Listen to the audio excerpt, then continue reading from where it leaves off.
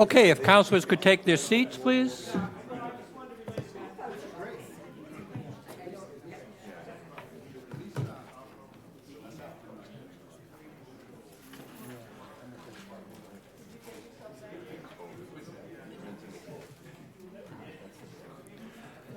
Okay, good evening. Good evening. I would like to welcome you to the March 6, 2025 Barnstable Town Council meeting. In accordance with Mass General Law, Chapter 30A, Section 20, I must inquire whether anyone is recording this meeting, and if so, to make your presence known. Seeing no one, this meeting is being televised live via Xfinity Channel 8 or 1070 or High Definition Channel 1072, or may be accessed via the Government Access Channel live stream feed. Madam Clerk, can we do roll call, please? Councilors: Bloom, Here. Burdick, Present. Clark, Here. Crow, Here. Levesque, Here. Ludke, Here. Mendez, Here. Neary, Here. Penn, Here. Schnepp, Here. Starr, Here. Tamish, Here. Turkelson. Here. You have quorum. Thank you. For the record, Councilors Starr, Turkelson, and Penn are attending via Zoom, and as a result of that, all votes will be roll call votes. Councilor Ludke, are you introducing our veteran tonight? Thank you, President Tamish. If we could all remain seated while we learn a little bit about our veteran for this evening. Lieutenant Commander Bruce Blackman was commissioned into the U.S. Coast Guard in 1981 as a graduate of the Officer Candidate School, Reserve Training Center, Yorktown, Virginia. His initial assignment was as the Boating Standards Officer for the 1st Coast Guard District in Boston, Massachusetts. Following that, he transferred to Coast Guard headquarters in Washington, D.C. to serve in the Office of the Comptroller and the Office of Acquisition. In these assignments, he was involved in many major systems acquisition programs, including the Hamilton-class high-endurance cutters and the Reliance-class medium-endurance cutters. He assisted in negotiations for the Bay-class 140-foot ice-breaking tugs and the new fleet of 55-foot aids to navigation boats. Subsequent assignments brought him to resident inspection offices at both Bath and Portland, Maine. As a contract officer, he oversaw the overhaul and modernization of 4 high-endurance cutters. Lieutenant Commander Blackman then served on the staff of the Commander, 1st Coast Guard District, Boston, Massachusetts, in the Marine Environmental Protection and Planning branches. He was a member of the team that responded to the marine vessel North Cape grounding and oil spill off the coast of Rhode Island in 1995.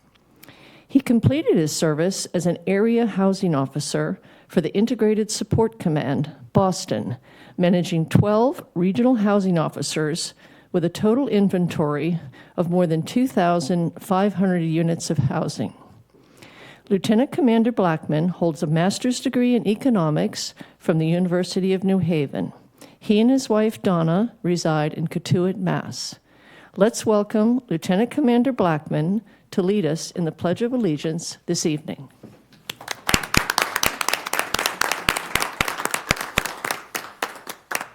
Everyone standing and know where the flag is. Would you join me in the Pledge of Allegiance? I pledge allegiance to the flag of the United States of America and to the republic for which it stands, one nation, under God, indivisible, with liberty and justice for all. Thank you. If you could remain standing for a moment of silence. Tonight, I would like to acknowledge the passing of 2 of our volunteers with the town. Kevin O'Neill. Kevin is a 4th generation Cape Codder. He was a member of various committees over the year, but most significantly, a member of the DPW Commission for 12 years and was its chairman. And the Hyannis Fire District is mourning the death of Victor Skendi. Victor was a Hyannis Fire Department Commissioner, and he was very instrumental in the acquisition and planning of the new Hyannis Fire Station and the modernization of their equipment and the expansion of the department. So if you could keep their families in your thoughts as we have a moment of silence, we would be appreciated.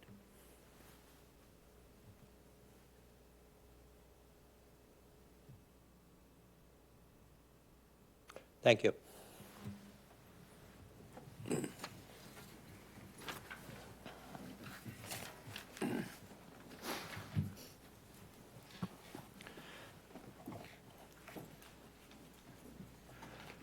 Okay, we're going to move on to public comment.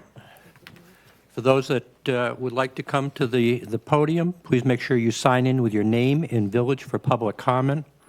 Public comment is limited to 3 minutes. Please keep your comments brief and to the point. Written comments are always welcome at council@town.barnstable.maus and will be distributed to the entire council. There were quite a number of emails received this week, and I just want to acknowledge those that did send them in. Bob and Ann Schulte regarding the Wieno Article 97 petition. In fact, these are all Wieno Article 97 petitions.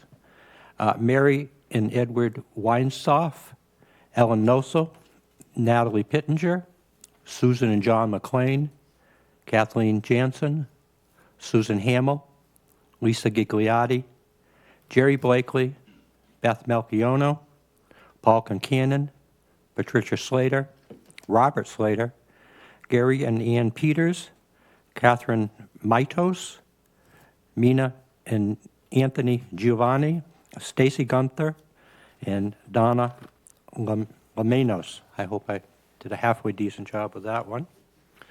Also, communication we received from Patty Adair regarding Baxter's and support of keeping the restaurant there if, in fact, the town moves forward to acquire it. And also Mary Alisi, advocating for municipal trash pickup as a result or in consequence of the accident the recent accident at the transfer station. So we thank them for those and all the councilors have received those emails. Any public comment? If you'd like to come up.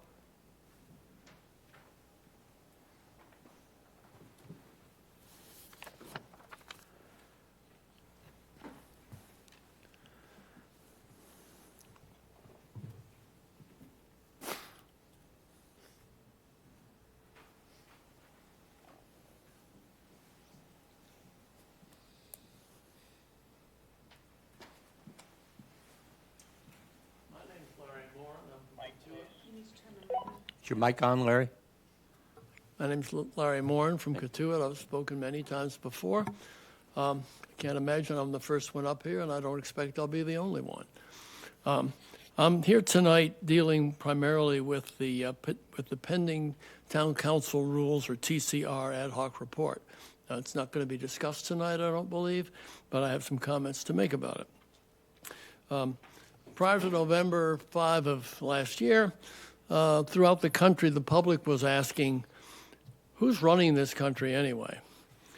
There's no doubt that the president had not been doing anything, but what we're dealing with now is, does this carry over to us?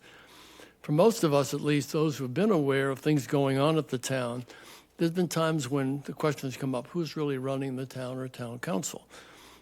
We've had excellent leadership. All of you have served it, but the question is, who's running it?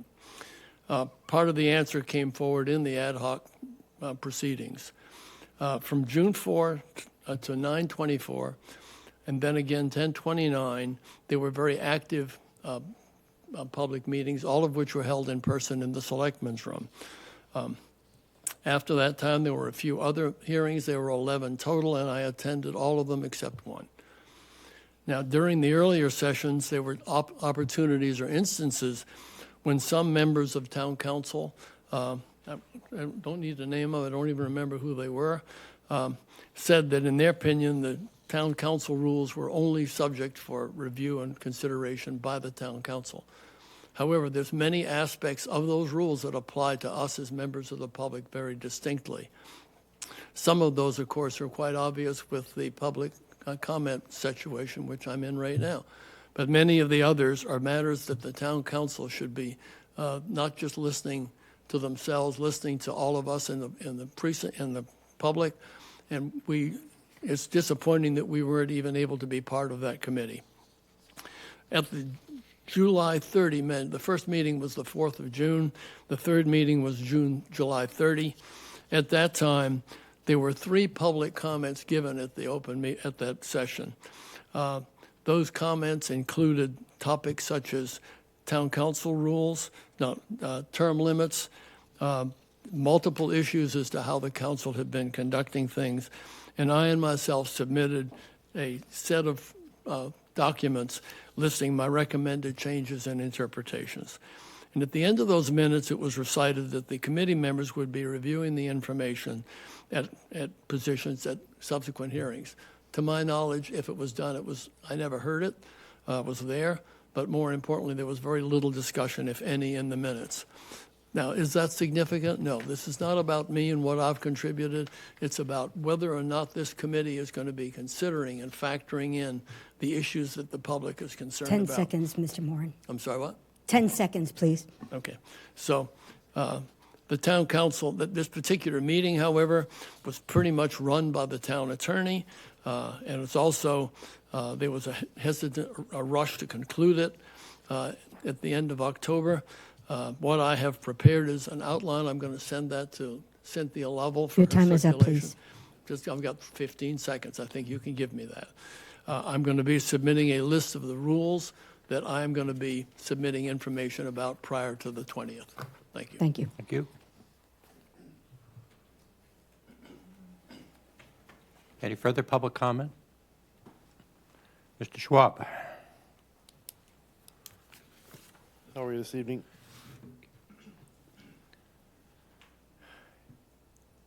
So maybe 3 months ago, town manager came before you and said that he was going to form an internal working group with town staff to work on zoning enforcement. Remember that? So being the nudge that I am, I've called every month, once, politely, to check on the status of that effort. I'm personally motivated because I have 5 diesel trucks in the yard behind me, and I have a 3-foot-high pile of trash in the front lawn of the house in front of me. So I'd kind of, like to see the town move forward on some notion of zoning enforcement, enhancements, anything. More importantly, I think that there needs to be a little bit of accountability. So when I spoke to the assistant town manager this week, he said that there's no timeline, no priorities, no goal for the committee assembled by the town manager, and that they've managed to patch together 3 meetings in 3 months. That's not exactly a record pace, right? And I don't want to point the finger at anyone, but the impression I was given was that zoning enforcement is just not a priority. Now, whose responsibility that is, I don't know. But I think, as a citizen, I expect town government to occasionally act like a business and occasionally set goals for themselves and communicate those goals with the public, particularly if it's a public concern. I mean, how many people have we schlepped in here to yell at you, right? Want to guess? So, we brought about 25 people in here just to talk about zoning, not the most exciting topic in the world, okay? It's very difficult to get people to come here and talk to you about zoning. But we did. We managed it. We got a slew of people to come talk to you, and you didn't respect them enough to make zoning enhancements a priority. You didn't respect them. Right? You wasted their time. And that's not fair to us as citizens and as voters. So what I would like to ask is that you sit down with town administration and decide what you think is a reasonable expectation. Just figure out what can reasonably be done. 3 minutes is up. Thank you. Thank you.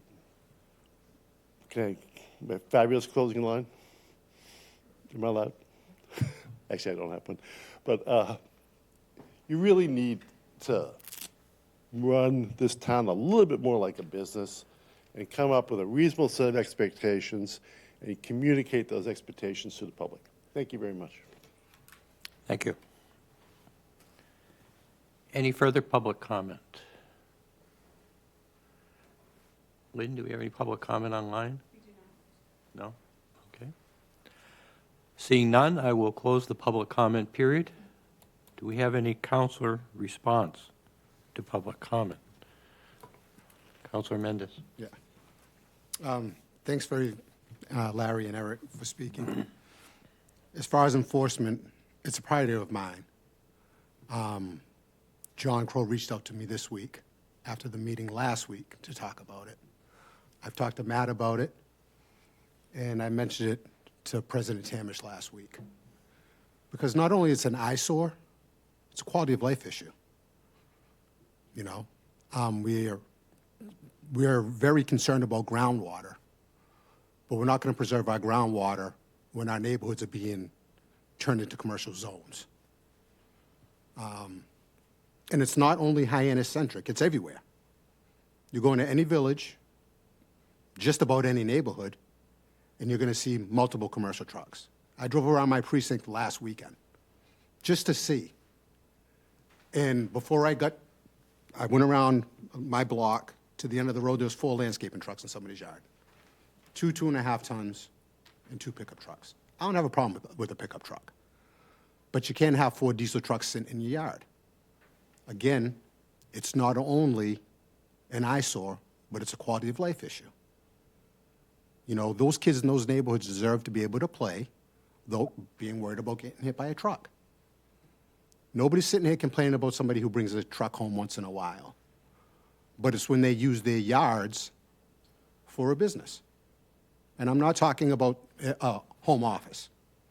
I'm talking about a trucking business, a landscaping business, building. With that comes wood, you know, mulch, and every other thing.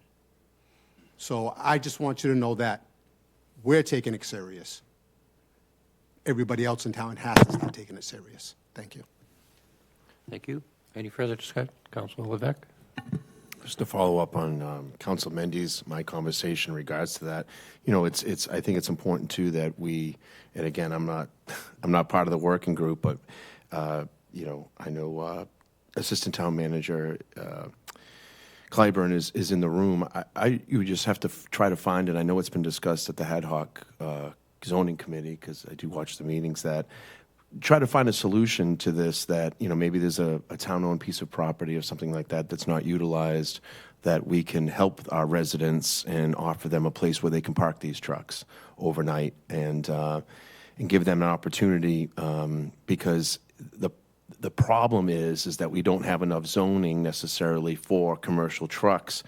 There's always a need for bays. There's always a need for, and because the demand is so high, the cost of trying to just park your vehicle somewhere is extensive. And because of the availability of, again, construction bays or just, again, some sort of parking lot. So I think, you know, trying to start a discussion where it's a possibility that we could, you know, help them, you know, find a place where they can park the truck overnight, put a security gate on it. It's not going to be a yard where they can put their mulch or lumber or things of that nature, but just a place where they can park their vehicle safely, securely, and they can go kind of pick it up in the morning and do what they need to do. So it's just, again, off the top of my head, and I can't say it was my idea. It was actually something that was brought up by somebody else. So, but just to reiterate that, I think that would be a good solution to trying to free up our neighborhoods from these large commercial vehicles. Thank you. Thank you. Am I right, Councilor Neary? Thank you, President Tamish. And again, to piggyback on that, those are some legitimate concerns. I have a commercial business, and I allow my employees to take their vehicles home. But there's a big difference between a van from a working guy in his driveway and 7 vans parked, around the house in the back of the house. So I have some empathy with that, and certainly the difficult situation with that is, to Council Levesque's point, it took me a long time to get a place to put the guys and to put the equipment in that whole bit. So it's a work in progress. I know that inspectional services, I guess there needs to be a clear mandate, and I know that some of the committees are working on that to try to get a reasonable meet in the middle as to what is acceptable. Mr. Schwab, to your point, 5 vehicles, it sounds, or something like that in your yard or next door neighbor, with a demo and those type of things, not so good, not so good. So, thank you. Thank you. Councilor Ledke. Yeah, I'll just echo what my fellow councilors have said. It's absolutely a priority for me. And perhaps we could ask that this committee update the town council in a public format once a month, because it is so important. I have many constituents. Mr. Schwab is one of them, but he's not certainly the only ones. There's ones that are more upset than he is that I talk to. So I think it's super important. It's has a lot of tentacles to it. It's a conundrum. Councilor Levesque mentioned there's a lot of moving parts to it. It has to do with our home occupation ordinance. We've got to tackle it because it's quality of life, and this is where I'll disagree with Mr. Schwab. I don't ever want to run a municipality like a business. That's not what we're all about. We're about quality of life, and a business maybe is about money, maybe. So I don't like that analogy too well, but I think that this is quality of life, and I'd like to see that, President Tamish, if we could ask for that one monthly update and keep the citizens involved and keep moving on this. It's a priority for a lot of us. And then, Mr. Moran, thank you for your comments. This is the first read tonight. We'll have more discussion. But we always all have to remember at the top of the pyramid, the chain of command, if you will, are the citizens of the town of Barnstable. So we always think about that. Thank you. Thank you. Councilor Crowe? Thank you, President Tamish. We've already heard, I think, from a number of our councils from both sides here, that this is a priority for us, and I think the slow start is something that we've got to keep an eye on. I do agree with Councilor Ludke that we have a report every month from the leader. I don't know if it's Andy, if it's of the committee. So this is something for a long time in as far as I'm concerned, has been a thorn in my side, and I see most of the other councilors are on the same thing. So I think by us all speaking tonight, I think we have a mandate to double up our efforts and start as fast as possible. So I appreciate you bringing it up, and we're going to do our best. Thanks. Thank you. Any further? Councilor Clark. Thank you very much, President Tamish, and thank you for coming to speak. Mr. Moran, I very much value your input. I appreciate your faithfulness to coming to the committees on rules and the code to our regular meetings. I should say that when the subject of term limits for committees was raised, it was explained, I don't know if it was to you, but to one of the citizens, that the Committee on Committees will address that. That's more relevant to that topic. And your reference to that committee on rules being run by the town attorney, I would say that I disagree with that statement.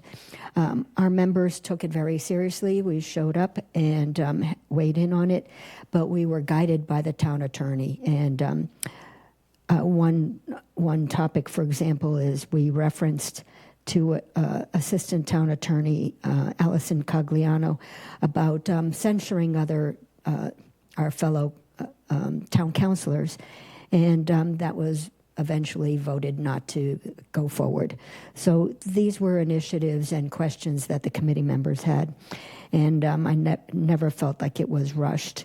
We completed the review of a relatively short document, and I look forward to having a vibrant discussion with the fellow counselors who are not on the committee at our next meeting. So thank you very much. And I also agree that zoning enforcement is of concern to the counselors, and that we regularly receive comments and updates from Assistant Town Manager Andy Clyburn. Thank you very much. Thank you.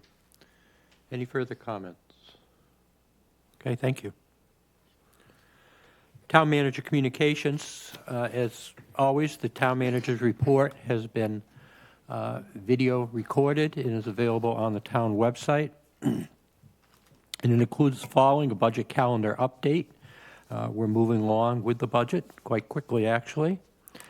Updates regarding the draft 2025 intended use plan. There were two very significant changes made in that plan, or proposed, I should say, by the state in a draft that they sent out, which were quite concerning to us because it would significantly affect our funding with the state revolving fund. And Town Manager Els has submitted comments to the appropriate agencies in our opposition to that. Also, the letter was sent to Governor Healy requesting the next environmental bond bill include $500 million to be used by the Clean Water Trust to expand its borrowing limitations to meet the increased capital request of eligible communities using the state revolving fund. As time goes on, more and more communities are tapping into that money, limiting the availability for towns such as us. The Executive Office of Energy and Environmental Affairs has reopened public comment regarding the Public Lands Act, and Assistant Town Attorney La Rosa has responded to some of the changes that have been proposed in that. And finally, the Town Manager met with the MIT team for the kickoff of their Spring Renewable Energy Facility Siting Clinic. Okay. The Councilor Stepp? Sorry. Questions for the town manager? Oh, sure. I'm sorry. Thank you. My apologies. Not sure if this is an assistant town manager or Director Santos. He's available. Thank you. It was really an opportunity to remind the council of the time frame of the IUP. I know with fiscal year 2025 is July 1st, 2024 through June 30th, 2025.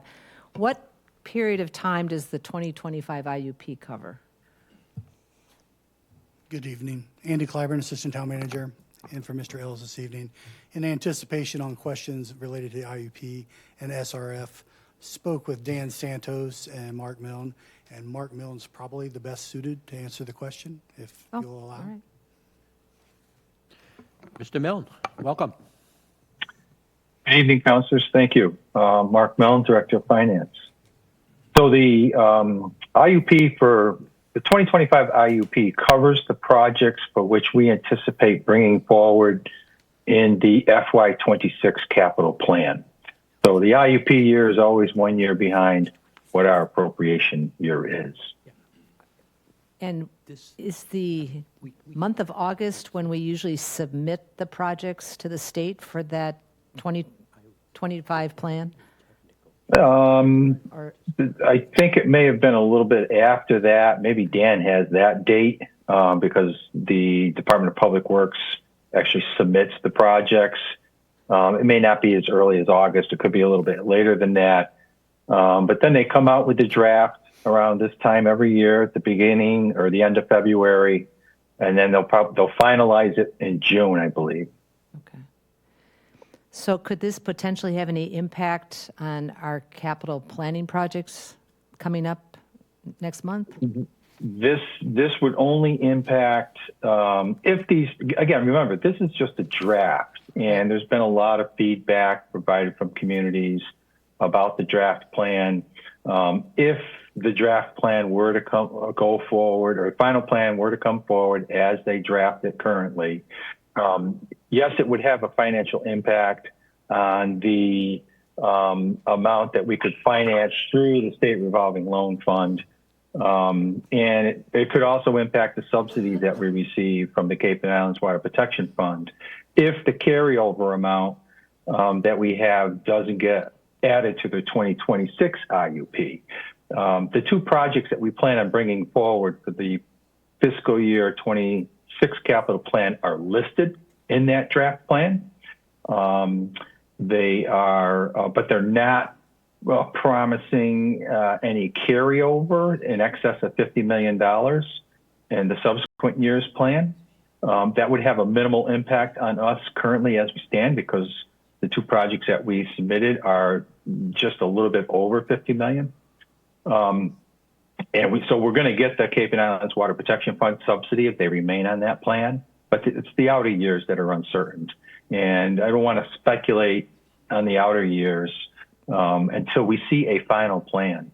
But all the projects that we currently have, and we have about $200 million right now in the pipeline with the State Revolving Loan Fund, those aren't impacted by this draft plan that was issued.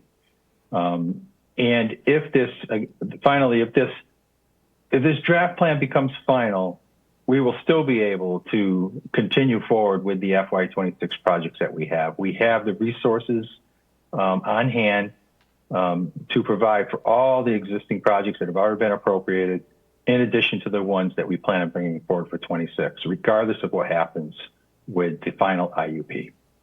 Okay, thank you. Obviously, nobody was expecting these changes in this draft IUP. Even if public comment influences the department to maybe change it back to what was preceding, do we have any assurances that in out years that, I mean, that we could have this vulnerability every year?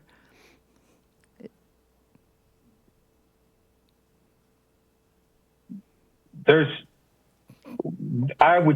no assurances, right? I mean, Look what happened right today. Right? They submitted a draft that changed the rules.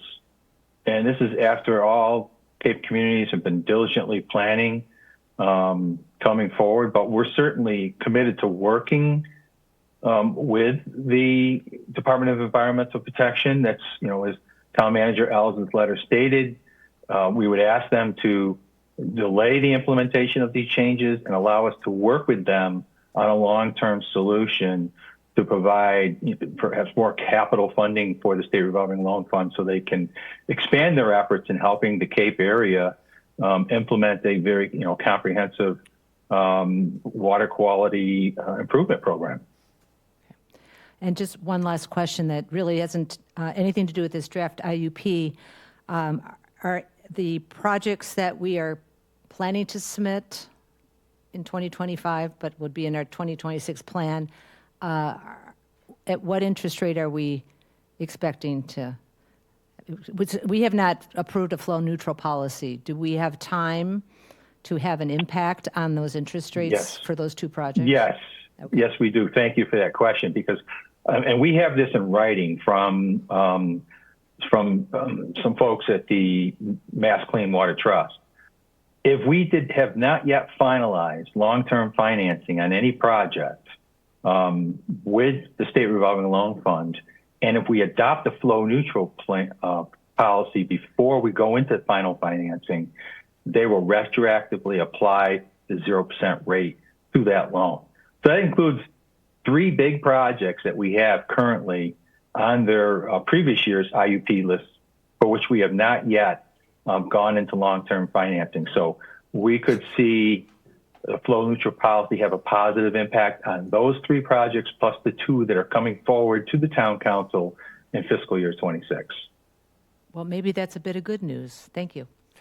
You're welcome. Thank you. Any further comment on my left? Any comment on my right? Questions? Thank you, Mr. Clyburn. Would you like me to address the comments that were made about? Certainly, absolutely. Yeah, since I was mentioned several times by several counselors. our group is not off to a slow start. Our group has done quite a bit of work. We know how important it is. It's extremely important. That's why I am leading the effort. We have a representative from every department that has an enforcement role in the town. We started this effort at the beginning of January. We have met 3 times, but there's significant work between those meetings, and we have unpacked a lot. And I understand how important it is. Just last night, I was with Council Turkelson at a residence ground truthing our current noise ordinance. So you have noise, you have nuisance, you have commercial activity in residential neighborhoods. There are multiple things that we're looking at. We are currently in the process of gathering all that information. We have processes, systems, and laws. The thought is, as an internal working group to the town manager, I will report to the manager and leadership, which I've done multiple times each Wednesday morning. And when laws come up, actions by the town council, I will be here. I anticipate an updated noise ordinance, a nuisance ordinance, something to address. The commercial vehicles is a lot larger, more difficult issue than most people think, and we are taking a hard look at it. But something will have to come before you on that. It is not ready today. There is nothing on my desk ready to bring forward to the town council. And I explain that very politely, and I'll just leave that at that. But we're working on it. I would be happy to give a monthly update on everything that we're doing and make sure that we're in alignment with your priorities. But for everything that I've heard from you at the dais, we're on it. We understand it's a priority, and I think we're fully in alignment. I'd be happy to answer any specific questions that you have. Councilor Crowe? My apologies, Andy, and I appreciate what you're doing. Thank you. Yes, sir. Thank you, I appreciate that. Okay, Excuse me, President, I apologize. Gordon. and Felicia as well. Okay. Councilor Starr? You're all set? No, Councilor Penn? yes, I'm all set. I wanted to make sure that Felicia was recognized. Thank you. Okay. Councilor Penn? Very nice of you. Thank you very much, all. I just want to say very, very quickly that this might be a good time for the LCP to indicate the town's commitment to industrially zoned land. Because a lot of the complaints that we have regarding commercial vehicles, et cetera, and where they're going to park and people having trouble. You know, we heard from Councilor Neary, it took a long time for him to find a place that was appropriate for himself. We shouldn't give it over. We had an industrial park, and it was for the purpose of exactly the people who are now parking their vehicles in their homes because they have no place to put it. It was to give them a place to establish businesses. But over the years, we've given that land to retail, medical, and multi-family housing. I don't hear commercial and industrial in there. And shame on us for doing that. So we need to take whatever land is left over there, which is originally zoned for industrial purposes, and make sure that we are committed as a town to keeping it industrial. And the first places we should look for that to accommodate trucks, et cetera. If the town needs to buy property and for a small investment on a monthly basis for permitting overnight parking or something, so be it. But I'm just giving my observation over the years of what's happened to that property, which everybody said, oh, we'll never use this. Really? Now we don't have it for what we needed it for. And the people are paying the price. And it's really pretty sad. Thank you. I'm done. Thank you. Any further council comment? Thank you. Okay, do I have a motion on the minutes of February 27th? Second. Okay, roll call vote, please. Counselors Bloom, Yes. Burdick, Yes. Clark, Yes. Crow, Yes. Levesque, Yes. Ludke, Yes. Mendez, Yes. Neary, Yes. Penn, Yes. Schnapp, Yes. Starr, Yes. Tamish, Yes. Turkelson. Yes. 13 yes. Thank you. Moving on to communications from elected official boards, committees, staff, commission reports, correspondence, and announcements. I would like to welcome Christy Senatori, Executive Director of the Cape Cod Commission, and Catherine Ledeck, who is the Town of Barnstable representative to the Commission.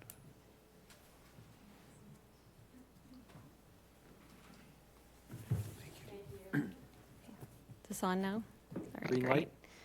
Thank you, President Tamish, Vice President Clark, counselors. I appreciate the opportunity to be here tonight. I also wanted to just take a moment to recognize Catherine Ledeck, who is the representative to the Cape Cod Commission from the town of Barnstable. And certainly at your discretion, I'd love to, at the end of my remarks, allow her a few moments to make some remarks. Perfect, thank you. So as many of you know, from time to time, I visit all 14 select boards as well as the Barnstable Town Council in an effort to keep lines of communication open. What I've just handed out is our 2024 year in review. It is an overview of some of the priority projects of the Cape Cod Commission. It's not meant to be comprehensive in nature, but certainly provides you with a snapshot of some of our priorities. So what I'd like to do is highlight some of our priority projects from last year, and then give you a sense of our priority initiatives for the coming year, answer any questions that you may have, and certainly welcome the opportunity for a dialogue. We certainly value our partnership with the town of Barnstable and want to make sure that we continue those efforts on many of our priority initiatives going forward. So last year, we completed our regional housing strategy for Cape Cod. In that, resulted in local zoning recommendations as well as a number of regional recommendations. This includes new funding mechanisms and programs, zoning reform and streamlined permitting, among others. The regional housing strategy itself also includes resources to support implementation, such as multifamily design guidelines, as well as a series of model bylaws that can be implemented locally. We also developed a series of housing profiles, one for each of the 15 communities, as well as one for the entirety of Barnstable County. We have just recently updated those. It's available on our website, as well as the entirety of the regional housing strategy itself and these resources. And as soon as additional information becomes available, we'll continue to update that so that our partners and the municipalities have the best available information to make decisions going forward. One of our priorities this year is going to be looking at pursuing a study to identify how we can incentivize year-round housing. So this might be deed restrictions, tax incentives, grant programs, and other areas where we can explore. We'll be working with a number of partner communities across the Cape. I know Barnstable staff has been interested in this, so we look forward to working with you on this priority. So pivoting a little bit, I know you've already talked a bit about water quality tonight, but certainly that's a priority of the Cape Cod Commission, and one of our major initiatives last year and going into this year is our freshwater initiative. So really looking at those 890 ponds and lakes that exist across Cape Cod. And we just released on February 14th our draft Cape Cod freshwater strategy. Comments, it's open for public comment right now, and comments are due on that strategy on March 17th. This also includes a number of resources that can help us to protect and restore our freshwater ponds. This includes our pond buffer guidance, which is intended to help homeowners and municipalities preserve and protect ponds through responsible landscape management.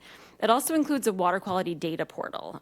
This is an interactive, map-based online tool that allows users to explore water quality data and trend analyses.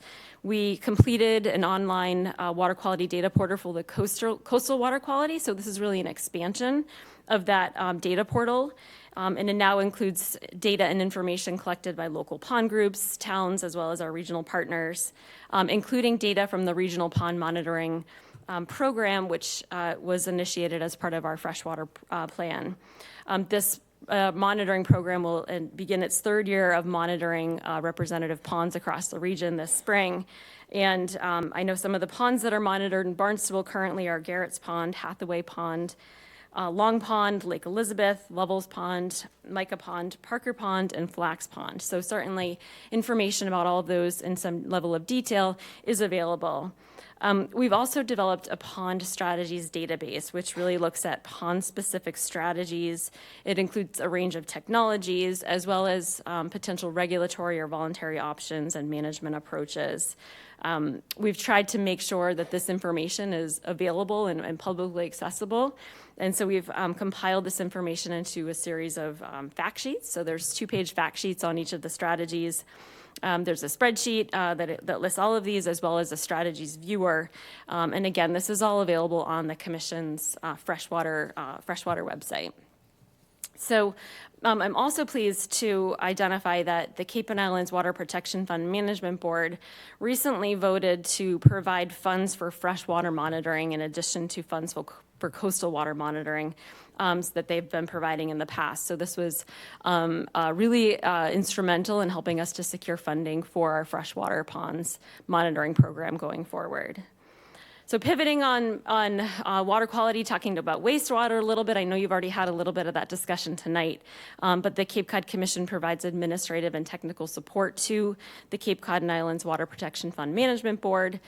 Just last year alone, that management board awarded nearly $65 million in subsidies for water quality and wastewater projects in 8 of our towns. Obviously, you're aware of those funding streams that are coming in through the town of Barnstable, but there were 3 projects that were awarded in 2024. As you know, the 2025 IUP was just released, and it does include about $372 million in eligible Cape Cod projects. Concerns have already been raised, so I certainly won't go into that tonight. But the Cape and Islands Water Protection Fund Executive Committee, as well as the Cape Cod Commission, have submitted comments in writing and at the public hearing that was held earlier this week. And so I certainly appreciate Town Manager L's active engagement on this issue on behalf of not only the town of Barnstable, but on behalf of the region. I also wanted to just note that Town Manager Ellis plays a significant role on the board itself and serving as the vice chair and on the executive committee. So I certainly want to thank him for his service there.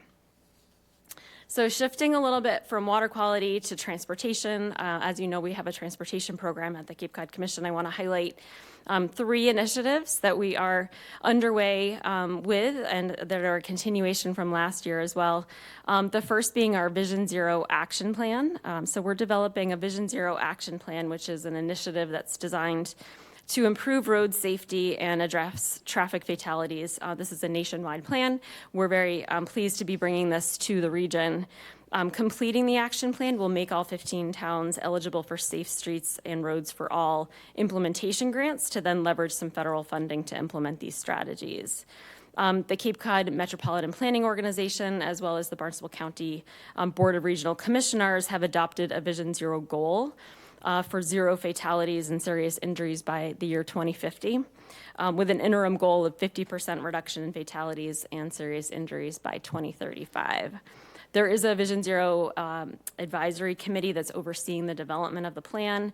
They're providing feedback throughout the process, and I know that the town of Barnstable is well represented on this advisory committee, so we appreciate that.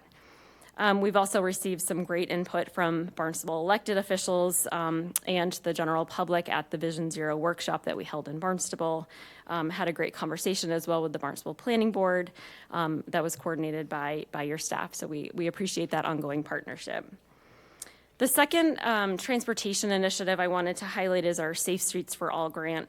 Certainly this was something that Barnstable received a $315,000 Safe Streets for All grant from the Federal Highway Administration.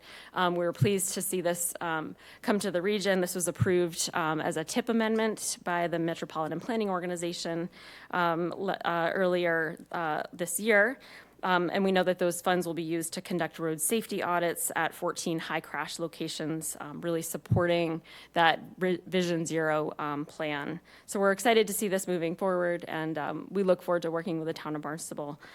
And then the last one I want to mention in this transportation area is Route 6A visioning. So we have begun a visioning study for Route 6A. Our team is looking at the entire corridor to improve safety while making sure that we can retain the roadway's character. So a key component of this project is really bridging the towns with the state to see what kind of improvements, both long-term and short-term, can be made to improve safety along Route 6A. So there are a lot of other transportation initiatives going on within our organization, but I won't go into detail on all of those tonight. There's a lot of information on our website too, and if you have other questions, I'm happy to address those. I wanted to pivot a little bit to digital equity. So we are working with the town of Barnstable to create a municipal digital equity plan. Again, really pleased to be able to partner with you on this.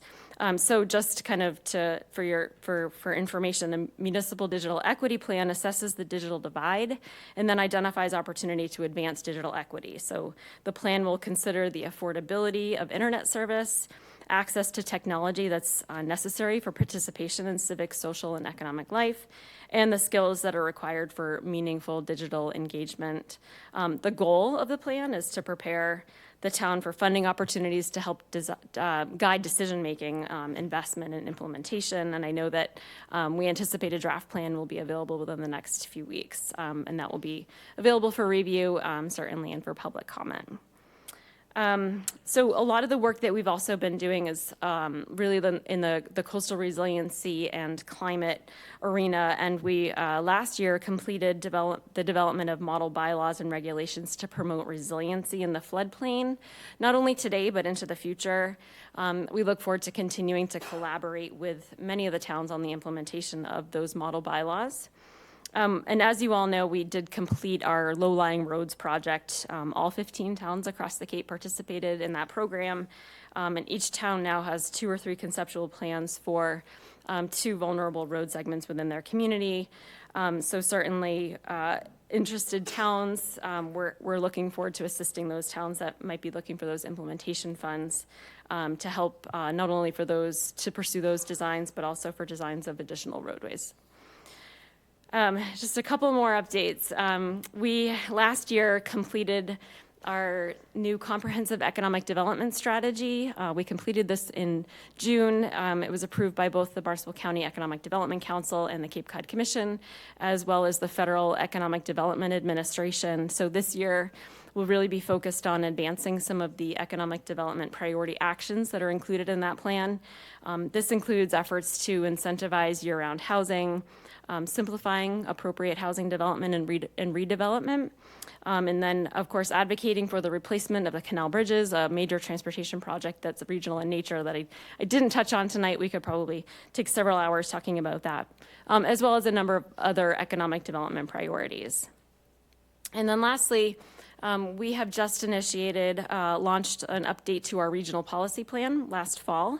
So some of the areas of focus around that plan are encouraging housing in the right places, promoting reuse and redevelopment, preserving our natural areas, economic resiliency, climate action, and infrastructure.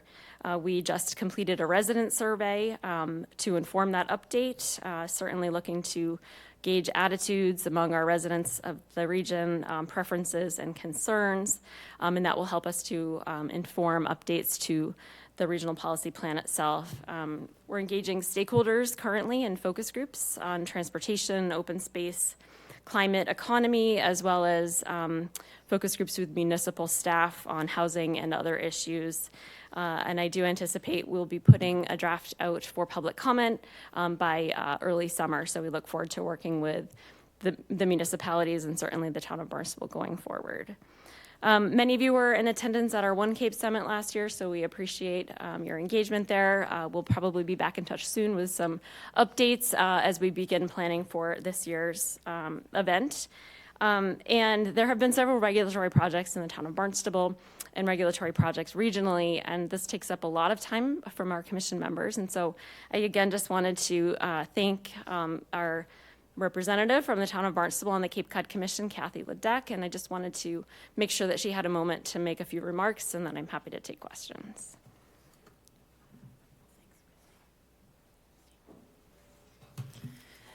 Well, good evening, everyone. President Tamash, Vice President Clark, councilors. It's nice to see all of you tonight. Kathy Ledeck here.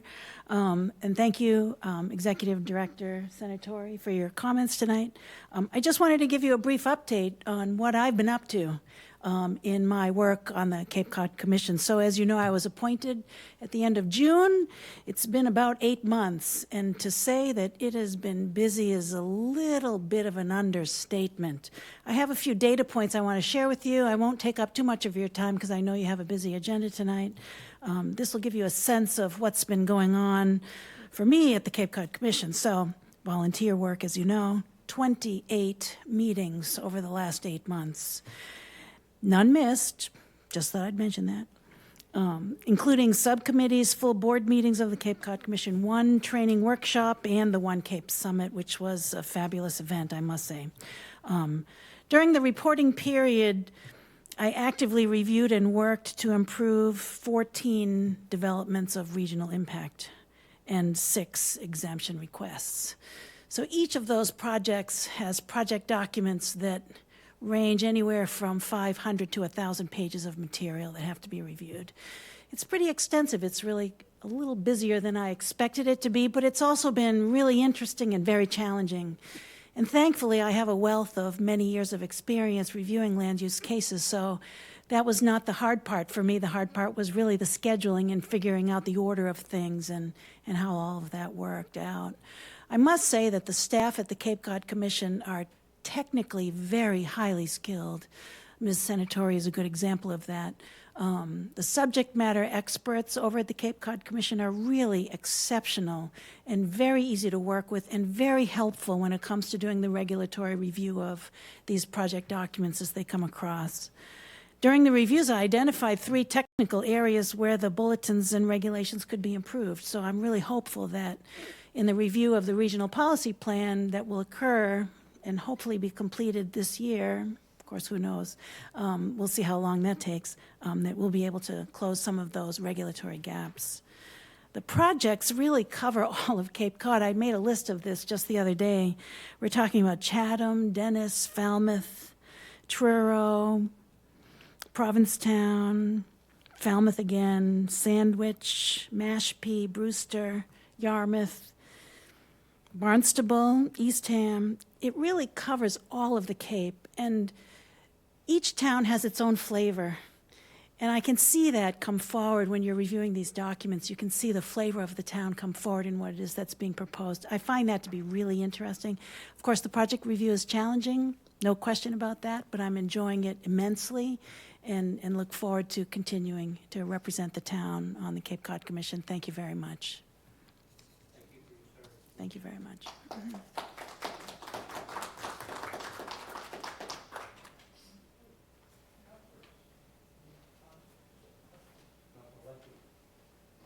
Yes, thank you. 2 very good presentations. Director Senatori, I had a question about the pond monitoring.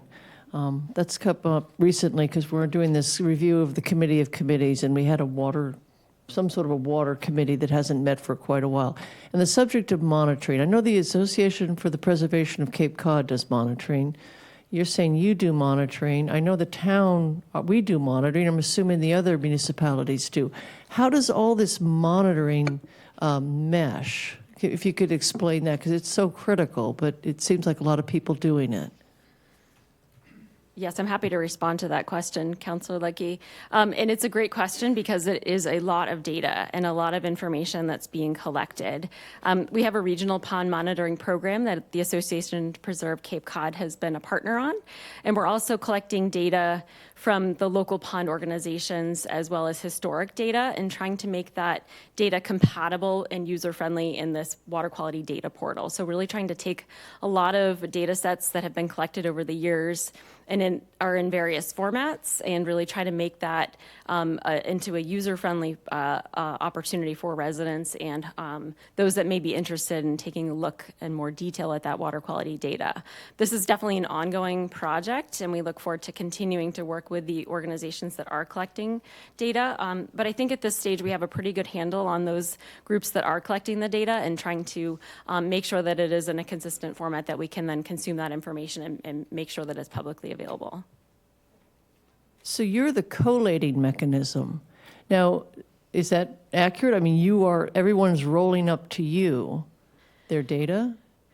We are certainly trying to make sure that we have all of the data and making that into a format that's going to be user-friendly for the public. So certainly that would be ideal to have all of this information in that type of a format. So I think that would be the end goal. Okay, and then the funds you said, what are those used for then? The funds for this pond monitoring? You're not actually monitoring, you're collecting data and putting this database together? Right, so the pond monitoring organizations, and certainly the Association to Preserve Cape Cod has been doing some of that work, and there are others, require those people going out into the field and taking samples and pulling that data back in. And so there's a lot of effort to consume that data, normalize that data, and then put that data back into the water quality data portal. So there is ongoing funding that's needed to make sure that that program is consistent and reliable, and similar to the coastal water quality data portal that we have, making sure that that information can be publicly available is critical to the success of making sure that we have that monitoring program continue. No, that's great. I mean, when we did our local comprehensive planning surveys, water quality was number one by far, and I'm sure you're seeing that too at the Cape Cod Commission. So that's fantastic. And the other, just the regional policy plan, you said you're reaching out to stakeholders and focus groups and things like that.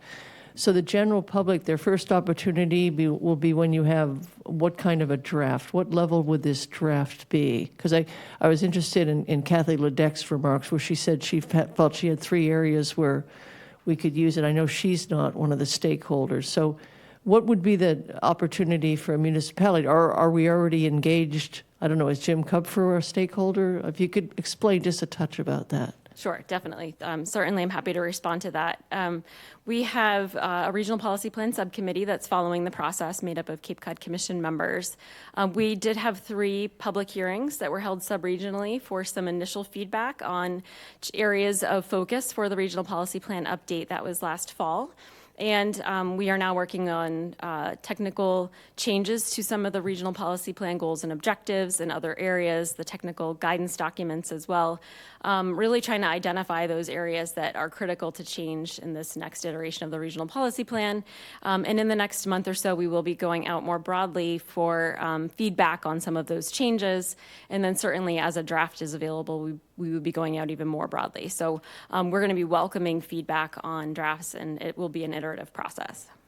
Okay, just one last question. When you go out to the public, are you, the Cape Cod Commission, going directly out, or are you going through the municipalities, the 15 municipalities? How are you going to do that? We'll be working with the 15 towns, certainly in the staff, but we'll also make sure that information can be shared publicly and public meetings are held so that interested citizens can participate in the process. Thank you. Vice President Clark? Thank you very much, President Tamish, and thank you for your presentation, both to you and Ms. Ledec. Piggybacking on Councillor Lutke's questions regarding the freshwater pond programs that you have, is there such a thing as a coalition or collaboration of all the pond monitoring volunteer groups? So another great question, so certainly happy to respond to that. There's a pond network of a lot of these different organizations that does get together pretty regularly to get updates on this process as well as other processes that are going on with the Association to Preserve Cape Cod and others. So there is an opportunity for collaboration, and I think where there's efficiencies that can be had, there's certainly opportunities to have those discussions and that dialogue. So through that networking, are the procedures and of collecting data collecting and water sampling standardized so that they're how do I want to say consistent and uniform throughout the Cape for future use? It's another great question. So at the beginning of the process, we needed to make sure that we had quality assurance protocols so that we could make sure that that monitoring was consistent and the data reporting back through this portal is consistent as well. So there are procedures in place to make sure that we can see that type of consistency from pond to pond. Thank you. And is there a season? Like if some new volunteer was interested, when do they look for time to jump in and where? I think they're actually seeing the season expanding because it's been a little bit, those shoulder seasons, we're able to get out into the ponds. And so I think it begins as early as March, and I think they actually went until November this past year. So there are opportunities. Certainly take a look at our website or give us a call, and we can certainly point them in the right direction. Thank you. And my last question, through the Cape Cod Commission, is there attention paid to vernal pools and certifying vernal pools as part of freshwater? Thank you. Yes, again, happy to, through the president, happy to respond. Yes, that is something that we have looked at not only in terms of the regional policy plan, but in the freshwater analysis as well, making sure that we're understanding the vulnerabilities around some of our vernal pools and wetlands as well.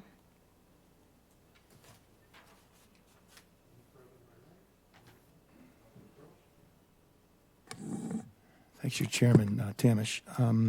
Ms. Sanatori, I'm interested more in hearing about your stakeholder process, policy making. One could argue, and I will, that the biggest stakeholder is the general public in what you do. We were just talking about the housing production plan here last week. A lot of that strategy was directly from your regional strategy plan for housing.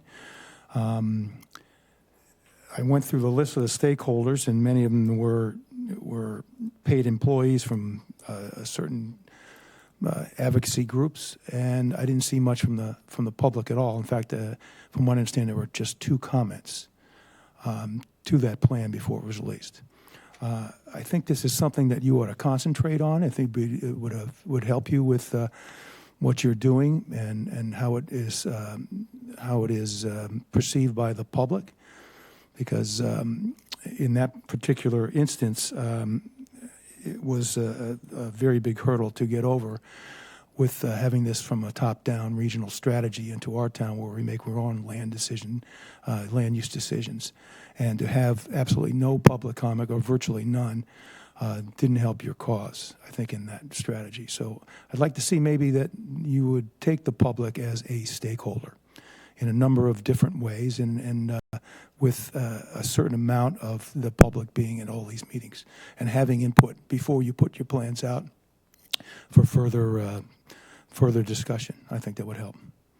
Thank you. Thank you. Any further comment on my left? No? Well, I want to thank you. You have quite a variety of projects that you're involved in. One quick comment, I just wanted to be the first to advocate for a roundabout at 132 and 6A and Oak Street. You take your life in your hands at that intersection, as I'm sure you're aware. But thank you. I second that motion. I'll take that back. Thank you. Thank you very much. I We appreciate appreciate your time. Thank you.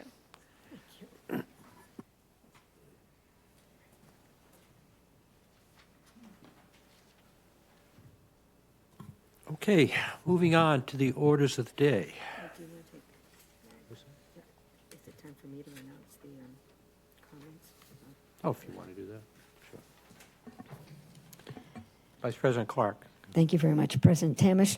Here's a reminder to my colleagues as well as people who serve, volunteers who serve on our boards, committee, and commissions, that Councilor Tamish and the town manager's office and staff have arranged for training sessions, 3 training sessions conducted by Regina Ryan of Discrimination and Harassment Solutions for a employee discrimination and harassment training here in the hearing room on March 13th from 4:30 to 7:30, March 18th from 5:30 to 8:30, and March 19th from 1 o'clock to 4 o'clock in the afternoon. If you're interested, please sign up with our administrator, Cindy Lovell. Thank you very much. Thank you. Okay, now we will move on to old business. Vice President Clark, would you introduce 2025-060, please? With pleasure. Thank you very much, President Tamish. This is old business requiring a public hearing and roll call majority vote of the full council. Agenda item 2025-060, amending the code of the town of Barnstable, Part 1, General Ordinances, Chapter 240, zoning to revise the definition of accessory dwelling unit that is ADU, and to revise use and dimensional requirements, floor area definition, and clarify parking restrictions and no owner-occupied requirement for ADUs. Do I have a second? Second, okay. All right. Do I have a motion to open the public hearing? Second? Second. All right, all in favor of opening a public hearing? Roll call vote, please.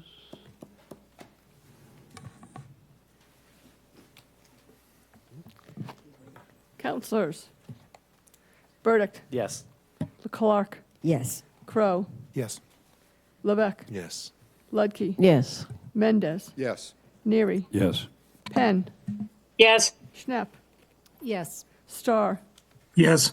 Tamish. Yes. Turkelson.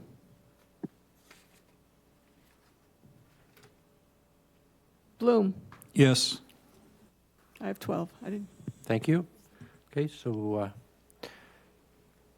Mr. Kupfer and Attorney Conley. Good evening, all. Jim Kupfer, Director of Planning and Development, joined by Assistant Town Attorney Kay Conley. Quickly, I would like to just go through a brief presentation regarding, excuse me, accessory dwelling units, and then we do have a few recent amendments to propose to the council that Attorney Conley can review with you. So tonight, I'm really here to discuss ADUs and how our general or our zoning ordinance, excuse me, is affected by the Affordable Homes Act. So last year, the state passed the Affordable Homes Act. February 2nd of this year, the ADU portion of the Affordable Homes Act went into effect. And so we, as the town of Barnstable, need to modify our local ordinance to meet the requirements of the state law. We can be more permissive or restrictive if we so chose, but we can't be in conflict with that state law. So what's before you this evening is those items in our local ordinance that we see as a concern relative to being in conflict with the new state law. What is an ADU? An accessory dwelling unit is a secondary residential living space located on the same lot of a single-family home. ADUs can be within an existing primary residence, like converting a basement into an apartment, attached to a primary residence, like a new construction addition, or completely detached, like a cottage, converted garage in the backyard. We have a definition for ADU, and you'll see in the red line packet that you have before you, there is a suggested amendment to change that definition to, again, meet the state law. Barnstable was ahead of the game. Across the Commonwealth, not many communities adopted an ADU ordinance. The town of Barnstable did so in 2021. The town council was very specific when they adopted this zoning ordinance. There were two amendments made when adopting this ordinance. The first, that many of you may remember, the council voted for modification to the rental requirements to state that either the principal dwelling or ADU, but not both, may be rented at any given time. And that's important, and I'll talk about it a little bit here in a moment why that's important. The second one was the town council affirmatively voted to approve this and incorporate a provision for the ability to seek relief by special permit for ADUs greater than 900 square feet. This ordinance went into effect in 2021. Since that time, we've seen 44 accessory dwelling units constructed. So the changes that are required to be made as we see it after evaluating the state law and how it is reflected in our local ordinance, there are specific things that may need to be changed. So they remove the ability to impose owner occupancy requirements. So as I just mentioned, the town council said you either need to live in the primary structure or the accessory dwelling unit. The state has said we cannot require a home occupancy requirement there. So you'll see in the red line version that now struck. It does allow for communities to prohibit short-term rentals. Short-term rentals are defined as 31 days or less. municipalities cannot require special permits. So this is by right, though there is an opportunity to require a special permit for additional ADUs on one lot, but that initial ADU is required to be by right. And that's what it is in our current local ordinance. We need to clarify the size of the structure. So we, in our definition, describe it as habitable floor area. The state, as you see there, describes it as gross floor area. So there is a little bit of a difference in how you measure that, how the building commissioner is going to measure that in terms of what size overall you're going to see for an ADU. And really what that means is going to be a slightly smaller ADU, very likely. And municipalities can't impose parking requirements in excess of 1 parking space per ADU. And then there's actually very specific requirements that you can't require parking spaces for ADUs located closer to a half mile from a commuter rail station, subway station, ferry terminal, or bus station. You hear that sentence, you think, oh, that's big city stuff. But in fact, we got a ferry terminal, we got a bus terminal, and we actually have bus stations. If the further regulations, the guidance from the state, those wave down buses are in fact bus stations. But ultimately, our current ordinance simply says that all ADU parking needs to be off the street, and so this would simply require 1 or less parking spaces for the ADUs. Now, we did a little comparison back and forth as to our local ordinance in the state to try and give a little bit more clarity, but again, it's spelled out in the packet in our red line version there. First off, we state in our local ordinance that 1 ADU only, and there was no ability to waive that. Here, the state is saying 1 ADU, but you can seek a special permit for an additional ADU. Again, that primary residency, this is maintain separate entrances. This doesn't really change in substantive form, but there is some different language that we thought it would be important to include. Number of bedroom occupants. Right now, we have in our ordinance 2 bedrooms, 2 occupants, special permit for anything above that. The state was unclear about that, but Attorney Conley will have a little bit more information on that. We've recently heard back from the AG's office, the Attorney General's office. ADU size requirements, as I mentioned, habitable floor area is what we measure our ADUs. We do need to transition over to gross floor area. And I would say when the state was taking public comment on this, that was one of the biggest or the most frequent comment is that the discrepancy between habitable and gross. A lot of interested individuals in building ADUs were concerned about that gross floor area, but nevertheless, after public comment, the gross floor area was codified, so that's the definition we need to continue with. Zoning requirements, the ADUs have to meet all the height requirements and bulk requirements, setback requirements for that district, so no change there. As I mentioned, the parking requirements, imposing 1 or less depending on the location. Rental requirements, this is the one that I do want to highlight. The state does allow for the prohibition of short-term rentals. As I stated in the beginning, the town council, when initially adopting the original ordinance, stated was pretty emphatic that it was meant to be a year-round rental. And so there is a discrepancy there between 31 days or less and 1 year, though in our initial review, we don't believe that it truly is in conflict, though we may need to get further opinions down the road from the Attorney General's office. But given that this was an important aspect from the town council, we didn't feel that it was our part to make that amendment. We could certainly have that conversation in the future with the council if they thought it was necessary.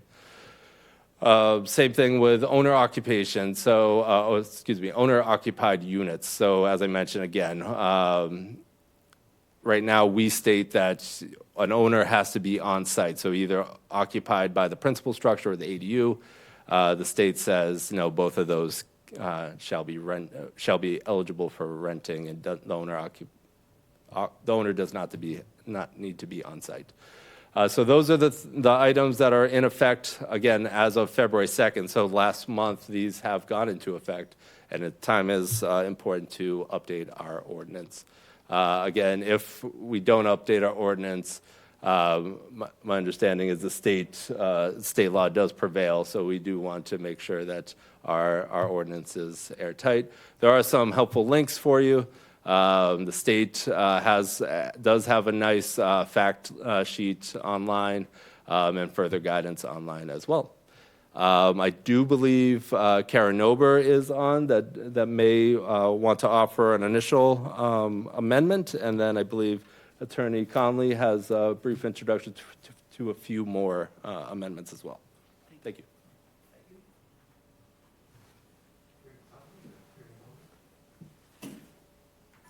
Attorney Conley or Attorney Nober? Attorney Nober was going to. Yeah, thank you, Mr. President. Karen Nober, Town Attorney. So as Jim said, the Planning Board is recommending that you amend this item to make clear that the principal dwelling, the ADU, or both may be rented at any given time. And as currently written in our ordinance, only one could be rented at any given time. So this change would conform our ordinance language to state law. And to accomplish this, the Planning Board recommended that you delete the words, but not both, in section C11. But we think that even with that change, there would still be some remaining ambiguity. So we're recommending that the last sentence of C11 be deleted in its entirety and replaced with the following sentence. The principal dwelling or ADU or both may be rented at any given time. And so I think whenever you're ready to have someone maybe make that motion, I can give you the exact wording for how this would fit into the ordinance as currently written. I would like to make that motion. I think it's a good change. So that motion would be that you're moving to amend item 2025060 by inserting the following new section 6 by renumbering the existing section 6 as section 7.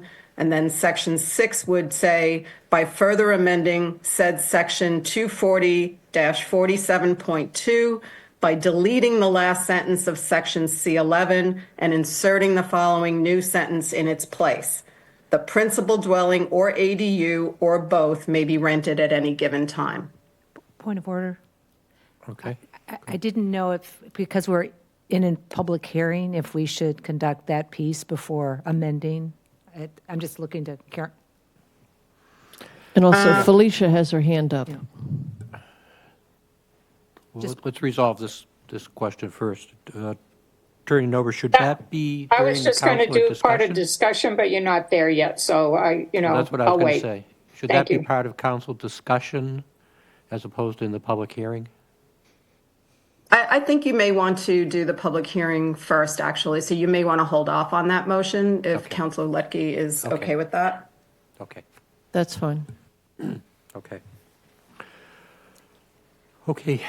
Any further comment, Attorney Nober or Attorney Conley? Do we have one from the, Mr. Kupfer, did you want to say something? Mr. President, we were just discussing whether we should say what the other proposed amendments are and why, and then do the public hearing, and then somebody could make the motions. Sure. Great idea. So Yep. just as Attorney Nober just did Yep. the amendment to the Planning Board recommendation, I wanted to explain 4 additional things that we came up with and why we came up with these proposed changes. We had asked the Attorney General that reviews bylaws for towns. She had actually offered to the Municipal Lawyers Association to review any city or town that was going to be putting together an ADU amendment to their ordinance. So we asked her to review ours, and we just heard back from her this afternoon with a few suggested changes.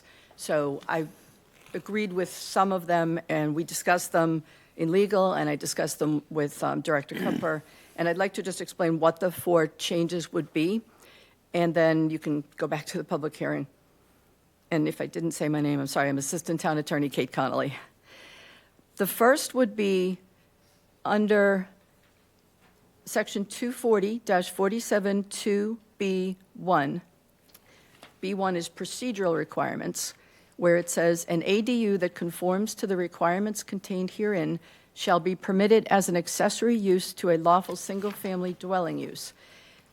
And we are proposing to delete the whole rest of that section that currently reads, "Except that no ADU shall be permitted on a lot at the same time either an affordable accessory apartment exists on that lot pursuant to Chapter 9, Article 2, Sections 9 through 12 and 9 through 16 of the General Ordinances of the Code of the Town of Barnstable, or as a family apartment exists on that lot pursuant to Section 240-47(1). And the reason for that suggested change is the Attorney General replied that she's not sure this is consistent with the as-of-right status in the statute. So if we were to, a motion on that, which I can repeat later when we get to that portion of the, or after the hearing, is I would move to strike a portion of 240-47 2B1 as shown below. And we would then delete everything after single-family dwelling use. The second proposed change, this is consistent with the state statute, but I think the state statute language, or the Affordable Homes Act language, is a little bit unclear. If you look at section C1, 240-47-2C1, it says use and dimensional requirements. The first paragraph is fine. The building commissioner may issue a building permit authorizing the installation and use of an accessory dwelling unit within a lawful, existing, or new single-family dwelling to which the ADU is accessory, or in a new or existing detached building accessory to and on the same lot as the principal dwelling, subject to the following. 1, a special permit is required if an applicant is seeking more than one ADU, and it says in a single-family residential zoning district. That's the language of the statute, but that gets a little confusing if you think about, what if you own multiple properties in the same zoning district? Are you only allowed to have one ADU on one of your lots? So we just want to add in the words after one ADU on a lot in a single-family residential zoning district. And that clarifies that we're not just saying however many properties you have, you can only have one. The third suggested change, section 240-47-2C4, says the ADU shall contain no more than 2 bedrooms. ADUs, in accordance with the definition, shall have a maximum gross floor area that is not larger than half of the gross floor area of the principal single-family dwelling unit, exclusive of floor area that converted to the ADU, or 900 square feet, whichever is smaller. ADUs with more than 2 bedrooms and/or a maximum gross floor area greater than 900 square feet may be permitted by special permit from the ZBA. Garages, unfinished attics, and basements, common entries, porches, and decks shall not be included in the floor area calculations. The Attorney General commented on that provision and said that they have been concluding that this language about bedrooms might be contrary to the affordable housing regulations with respect to limiting bedrooms, and that we should not be limiting bedrooms. So what we propose to do is remove the language that talks about the ADU shall contain no more than 2 bedrooms, and then further down where it says ADUs with more than 2 bedrooms. So just striking those 2 phrases. And finally, the fourth suggested change is to section 240-47-2C7, and this is the parking lot, the MBTA, if you're close, as Jim said, if you are near a terminal, bus terminal, any sort of transportation. Section 7 says all parking for the ADU shall be off-street. We thought that was acceptable because it doesn't require that you have parking. It's just saying if you have parking, it has to be off-street. But the ADU is concerned that the municipalities should not regulate parking in affordable housing. And while this doesn't, as I said, it doesn't require parking, it just says if you have it, it has to be off-street. Since we have an opportunity now to make this consistent with the State Act, we're suggesting that we strike that first sentence. And when you get to that point, if somebody wants to make that motion, that would be the motion is, I move to strike the first sentence of section 7. Okay. Thank you. Is that document available for the, could we get that printed up? Thank you, Jim. Yeah, we had it up on the screen, Councilors? but we can also give paper copies. Thank you. And if I could, when we're actually ready to make those amendments, and I think Attorney Connolly can assist with that, the motion will be to amend this agenda item to add additional sections that would then amend the zoning ordinance. So the item that's before you is this motion, and it would be this motion that would be amended to add new sections that do the following. So Attorney Connolly can walk you through that when you're ready. Thank you.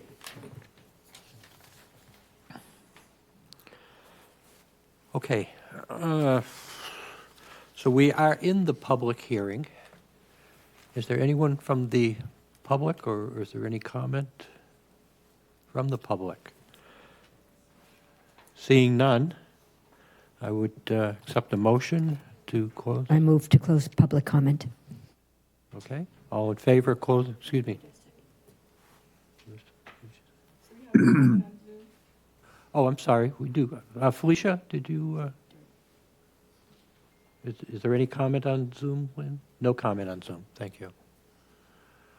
Okay, I had a motion to close the public hearing. Second, roll call vote, please. Councilors Clark, Yes. Crow, Yes. Levesque, Yes. Ludke, Yes. Mendez, Yes. Neary, Penn, Yes. Schnapp, Yes. Starr, Yes. Tamish, Yes. Turkelson, Bloom, Yes. Burdick. Yes. Passes, thank you. Thank you. I will move on to council discussion. Councilor Penn, your hand is up. Are you waiting to make a comment, or is that a leftover? No, I was waiting to be part of council discussion. Go right ahead. Oh, thank you. I know you guys are sick and tired of me pulling things out of my my trusty file cabinets, but I have a copy here of an original draft from 2015, which is the first draft from the Smarter Cape model zoning provisions for accessory dwelling units. There's some pretty good stuff in there, actually. And originally, the ADUs were not eligible for use in dimensional variances. And we got a letter from Mr. Dewey, who's the chair of the ZBA. And my take on that letter was that they're being overwhelmed with requests for dimensional and use variances. And he's looking for lots of guidance. So I think we should keep that in mind when we're dealing with this. Regarding the bedrooms, you know, it was always 2 bedrooms since day one. Back in 10 years ago, it was 2 bedrooms, as many as there can be. How many bedrooms actually fit in a 1,000 square foot structure? Opposed, you know, I don't understand. If you have 1,000 square feet and you're doing gross square footage now versus habitable, correct? Mm-hmm. Then how many bedrooms could you actually fit in there if it's more than 2? Seriously? So I'm opposed to eliminating the 2 bedrooms. I mean, that's ridiculous. Maybe on paper, it has something to do with the law and affordable housing, but none of these, I didn't see anywhere here that anybody said anything was capital A affordable here, even though that's the intent. I didn't hear any comments about ownership.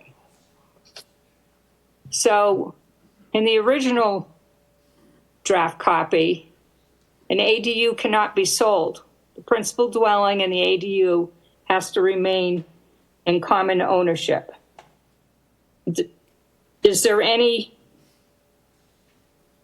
that addresses ownership in this new thing? Because we definitely need to protect the town in this, if not.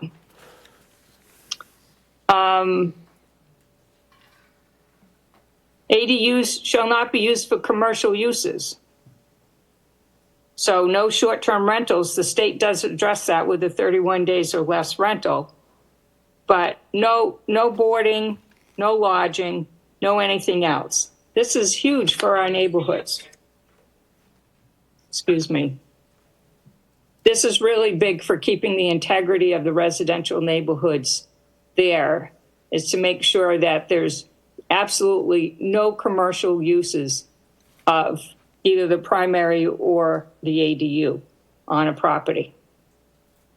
I don't know how you define commercial. That should have be a fun conversation at some point in time. I also think that, in thinking about what Mr. Dewey said about ZBA and being asked to put more than one ADU on a lot, also to make them bigger than the 1,000 square feet, et cetera, et cetera. We might want to consider a way to show deference as to what water district the new ADU is proposed to be situated in. I think location's really important here. Originally, ADUs were not eligible for use in dimensional variances. I already said that. I think that's about enough of my comments. Okay, thank you. Any further discussion on my left? Councilor Schnapp? Councilor Schnapp? Thank you, President Tamish. I saw you ramping up there. There's a lot of things here that I believe are being presented to us to bring our ADU ordinance into compliance with state law. And to the extent that the amendments proposed to us, which would even include striking the 2 bedrooms, I guess I'd have to hear more from staff if that's even something we could consider. I would agree that when we originally drafted our ADU ordinance, we did not contemplate more than 2 bedrooms in the accessory dwelling unit. But I think if the intent by the state is to allow for more bedrooms, even though they would, I guess the building code would obviously govern, the size of those bedrooms and how many you could have in a 900 square foot structure. In terms of the questions raised by Mr. Dewey on the special permit, and that as the mechanism for having something that would go above the square footage that we have in our current ordinance and would be in the revised ordinance, we put that language in there for those few exceptions where there was possibly going to be a conversion of an existing space, and that it would allow for some relaxation if an existing structure wanted to be converted, so that you wouldn't have to chop it up to meet the square footage. I would be open to looking at that if that is some concerns, and I guess I probably would like some additional feedback from ZBA in terms of what are their major concerns before addressing that. If we have the opportunity to revisit that, and if this is the place that needs to sit in this ordinance, I would welcome further discussions at another meeting. But I wouldn't want to hold up our passage of this. And I don't know if staff has any comments on that. Mr. Kupfer. Yes, thank you. Thank you, Jim Kupfer, Director of Planning and Development. To Councilor Schnapp, you're spot on. I've spoken with Mr. Dewey several times about this, and I think we're both in agreement. Some form of regulation should come forward to help guide the Zoning Board of Appeals in future applications. Not certain if it will live in a zoning ordinance or if it's regulations by the board themselves, so that they may be able to waive it in certain circumstances. To your point, they have received a number of applications of existing structures that are slightly above 900 square feet and wrestling with should that be acceptable, and have been rather consistent for new construction of ADUs that want to be above 900 square feet, and simply saying that doesn't quite meet the intent. But codifying that in some way, I think, is certainly a good next step after we get our ordinance in proper shape. So certainly happy to work with the ZBA, maybe a small working group, to get both those established for both larger ADUs as well as now potentially having more than one ADU on a site. Thank you. And I certainly concur that, if we're going to start having cottage colonies on some of these lots, that we should have some rules in place before that happens. Councilor Crowe. I just want to say I have some qualms about the deleting the ADU shall contain no more than 2 bedrooms. If it's 900 square feet or 1,000, all of a sudden we have 5 bedrooms in there. It's sort of crazy. It goes against what we're trying to do, is overcrowding. I think right now we have septic, but I think that's a problem here. And the section that says all parking for ADUs shall be off street, I think that would made some sense for the neighborhoods we're talking about. And it says something about being within half a mile from rail station, subway, or bus station. Well, there are bus stations all over the Cape, okay? That would include a very large amount of properties that would be within a half mile of a bus stop, okay? So I think that needs to be clarified. I would suggest that maybe we table this until another meeting so we have more time to look into the fine points that are being presented here. I don't think we should delay conforming with state law, but I think some of these other amendments are a little concerning. I think they need more discussion. Okay, are you making that in the form of a motion or a suggestion? Could we have a clarification on the bus station versus a bus stop? Because I wouldn't think that this would be that onerous that a bus stop would, but I don't know. Yes, based on the guidance we received from the state when they were going through their public comment period, yes, a lot of these wave down bus stops are in fact bus stations per the regulation, so within a half. But again, we're talking about in our existing ordinance, we just simply say all parking for the ADU shall be off street, whereas the state is saying you can't require parking for the ADU within a half mile of the commuter rail station, subway station, ferry terminal, bus station, and you can require one parking space for everyone else. So we didn't really have it codified per se, but that doesn't mean we can't have it codified, and this allows for one at this time. But you're right, Councilor Crowe. It could be a lot of places where they could provide evidence that it's within a half mile. Which would kind of meet the idea that if somebody lived in an ADU and they could walk a half a mile to a bus stop, they would have adequate transportation, right? And would not need a car. Okay. Wow. Okay. Well, first of all, Councilor Crowe, are you making a motion or you? I will hold off till. Okay, thank you. Councilor Lutke? Thank you. No, I was just going to support what Councilor Crowe said. I am the liaison to the Zoning Board of Appeals, and I take Chairman Dewey's comments very seriously. I've watched the board have great difficulty with things that the council has passed, where the language is hard to interpret, and it makes it incredibly difficult for them to pass judgments and move people through. I mean, I've seen people applying, coming through 3 times, which is just so onerous on our people applying for things. So I'm tending to agree with Councilor Crowe that we do need a table. I know, and even Jim Kupfer said he wasn't so sure where Chairman Dewey's comments would end up.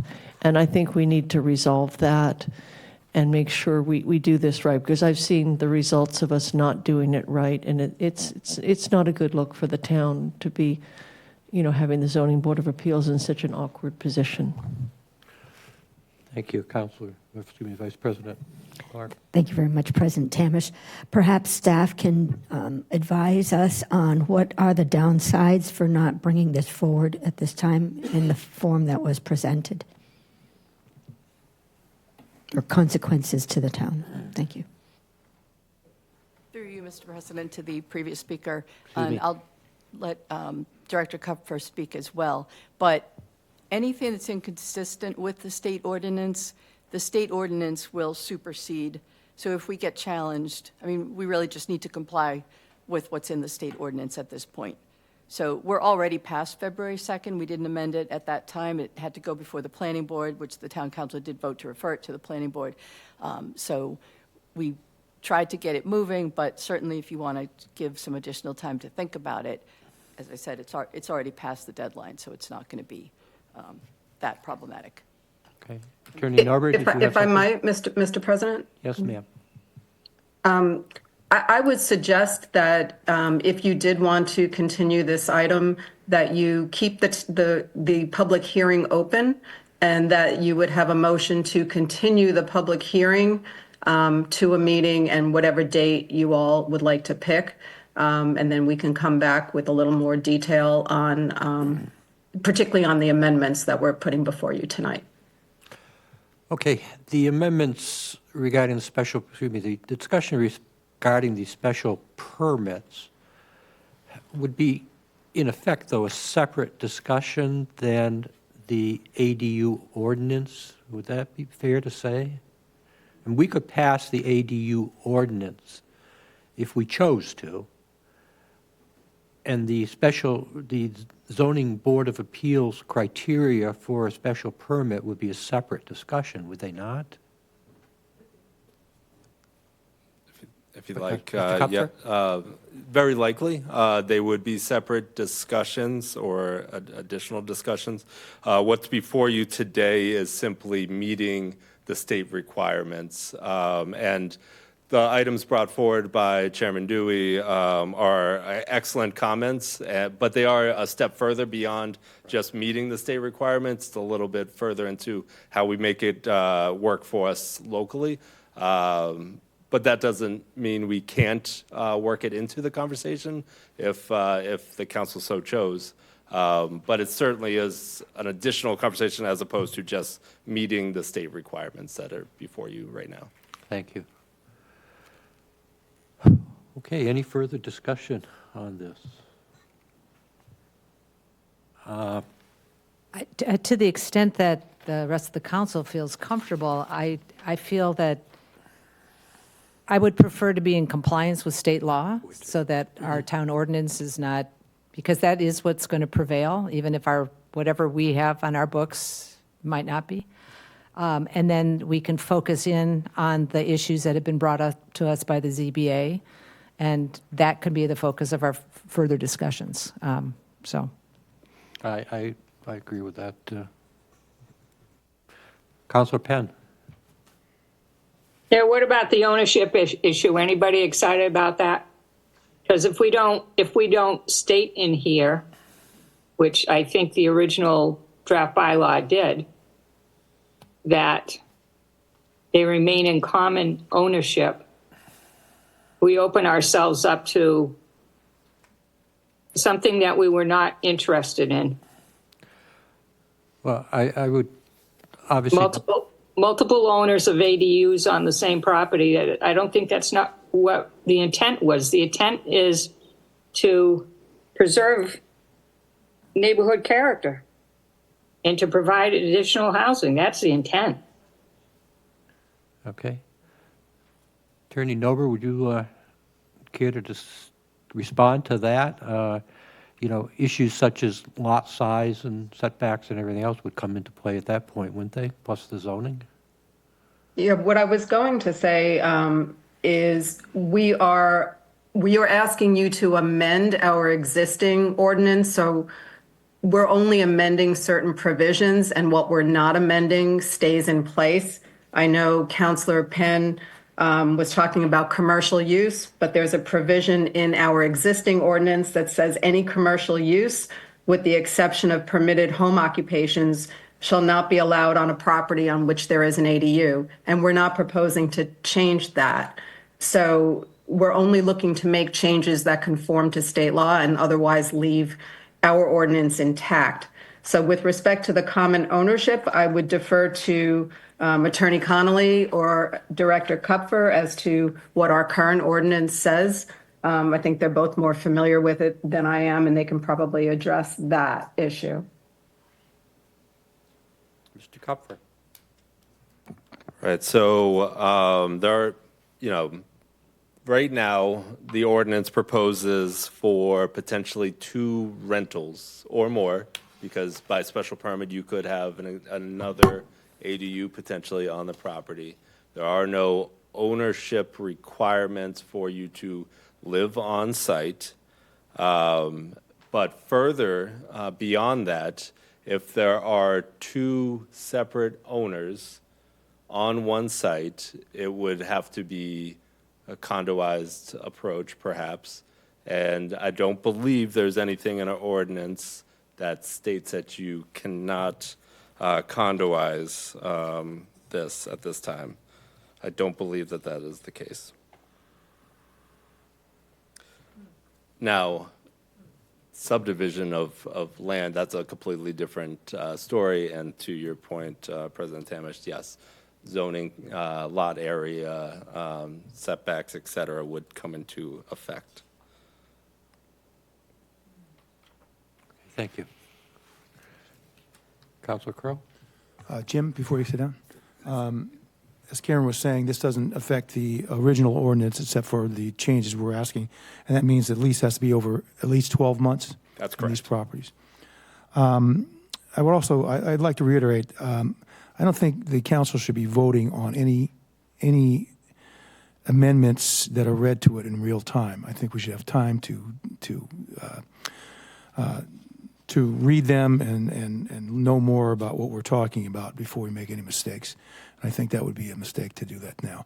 I would like to put through a motion that we table this until we have that information. And this is not for a long period of time, just until we have the information we need to make an educated discussion. So I ask that we table this to a future Councilor date. Crowe, did you want to continue the public hearing to a specific date? I think that would be all right. If the continue would be the language.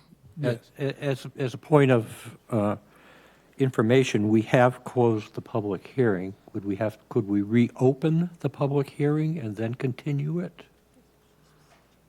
We voted to close. I mean, I will defer to Attorney Connolly, but I know there are deadlines from when the public hearing has closed for when I believe things need to occur. Kate, I don't know if you want to address that. Yes, since you closed the public hearing. Well, they didn't though. We did. They did. You did? Yeah. We closed the public hearing before council discussion. Can they reopen it at this meeting? You would have to re-advertise and have to have a reason such as the new issues that came up this evening. Okay. Okay, thank you. All right. What about reconsidering the vote to close the public hearing? That's a good point, that you could reconsider the vote. The person who made the motion to close the hearing can withdraw it, but then you also need to withdraw the second. Well, they can't withdraw it because it's already been voted, right?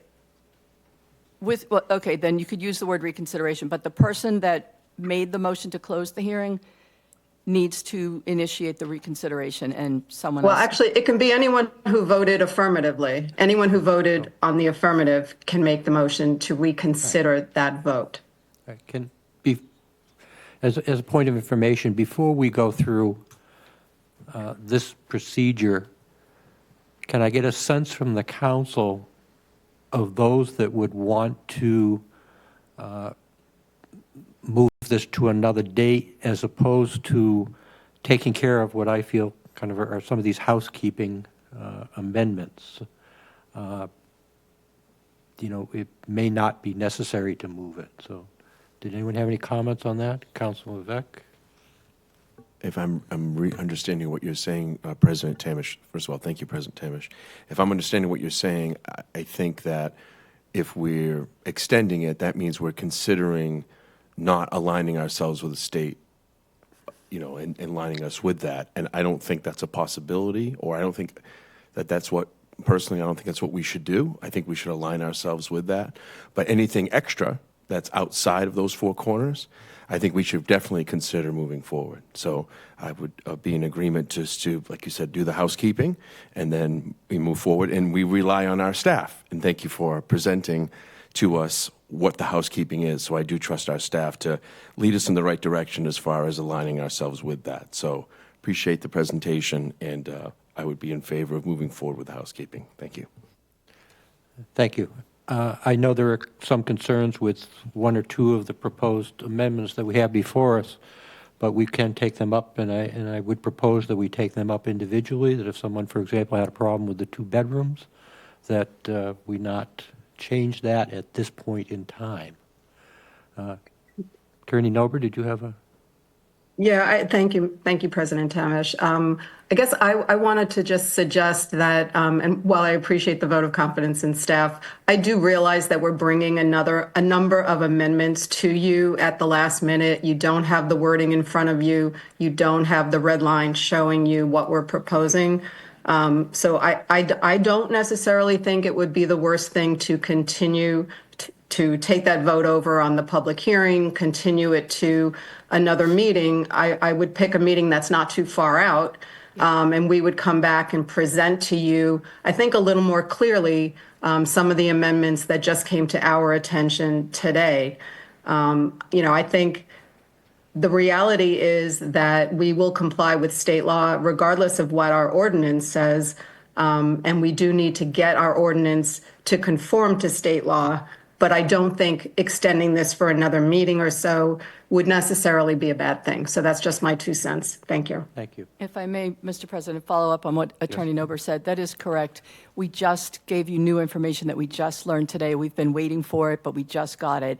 So it is a lot to absorb. And the other point that she made that's correct is that you shouldn't wait too long. You have 90 days to make your decision, but you could certainly postpone it to another meeting or so. Okay, thank you. Councilor Burdick, did you have any? Oh, for my opinion, I was just going to say I will move the question.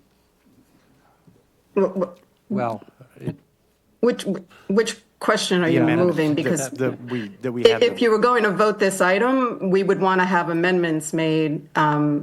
So if you're moving the question, you're moving to vote it without any of those amendments. Then I should move to make the amendments.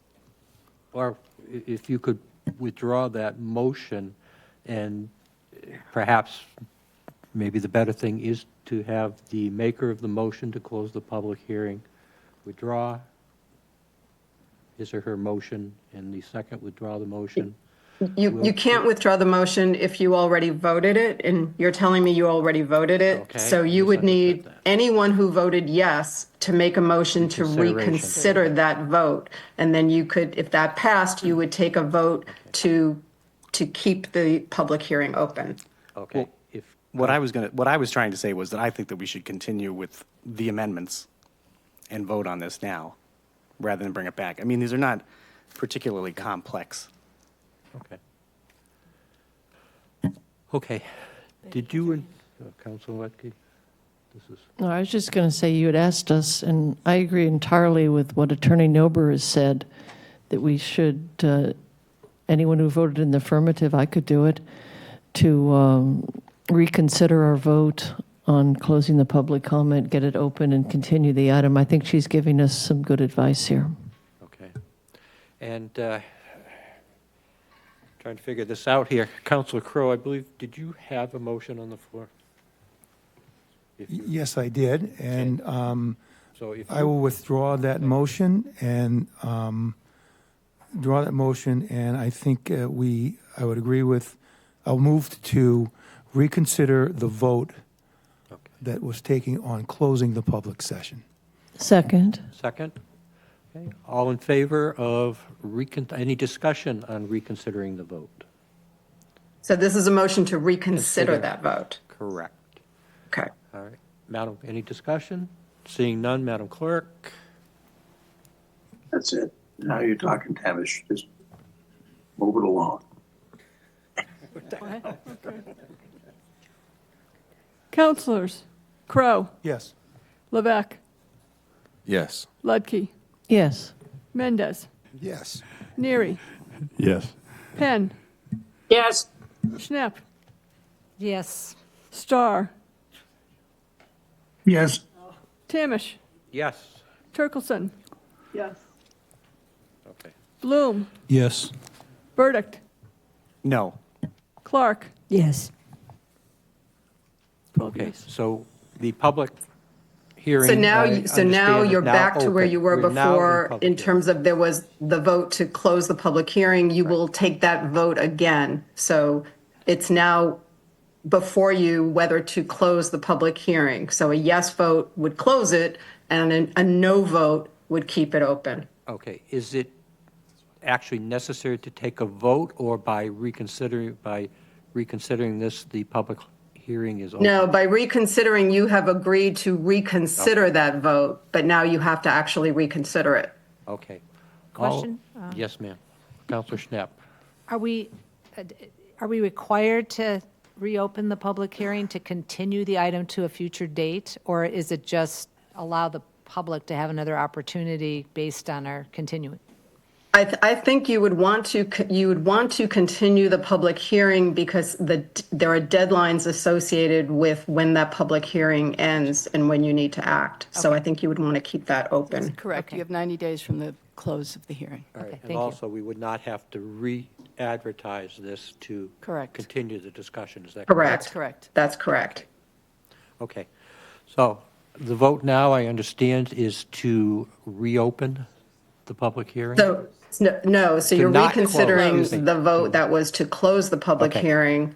So a yes vote would close it again. All right. A no vote would not. Okay, so A no vote would keep it open. keep it open, which is, so we can continue the discussion at a future date. Okay. Any discussion on that motion, Counselor Clark? Thank you.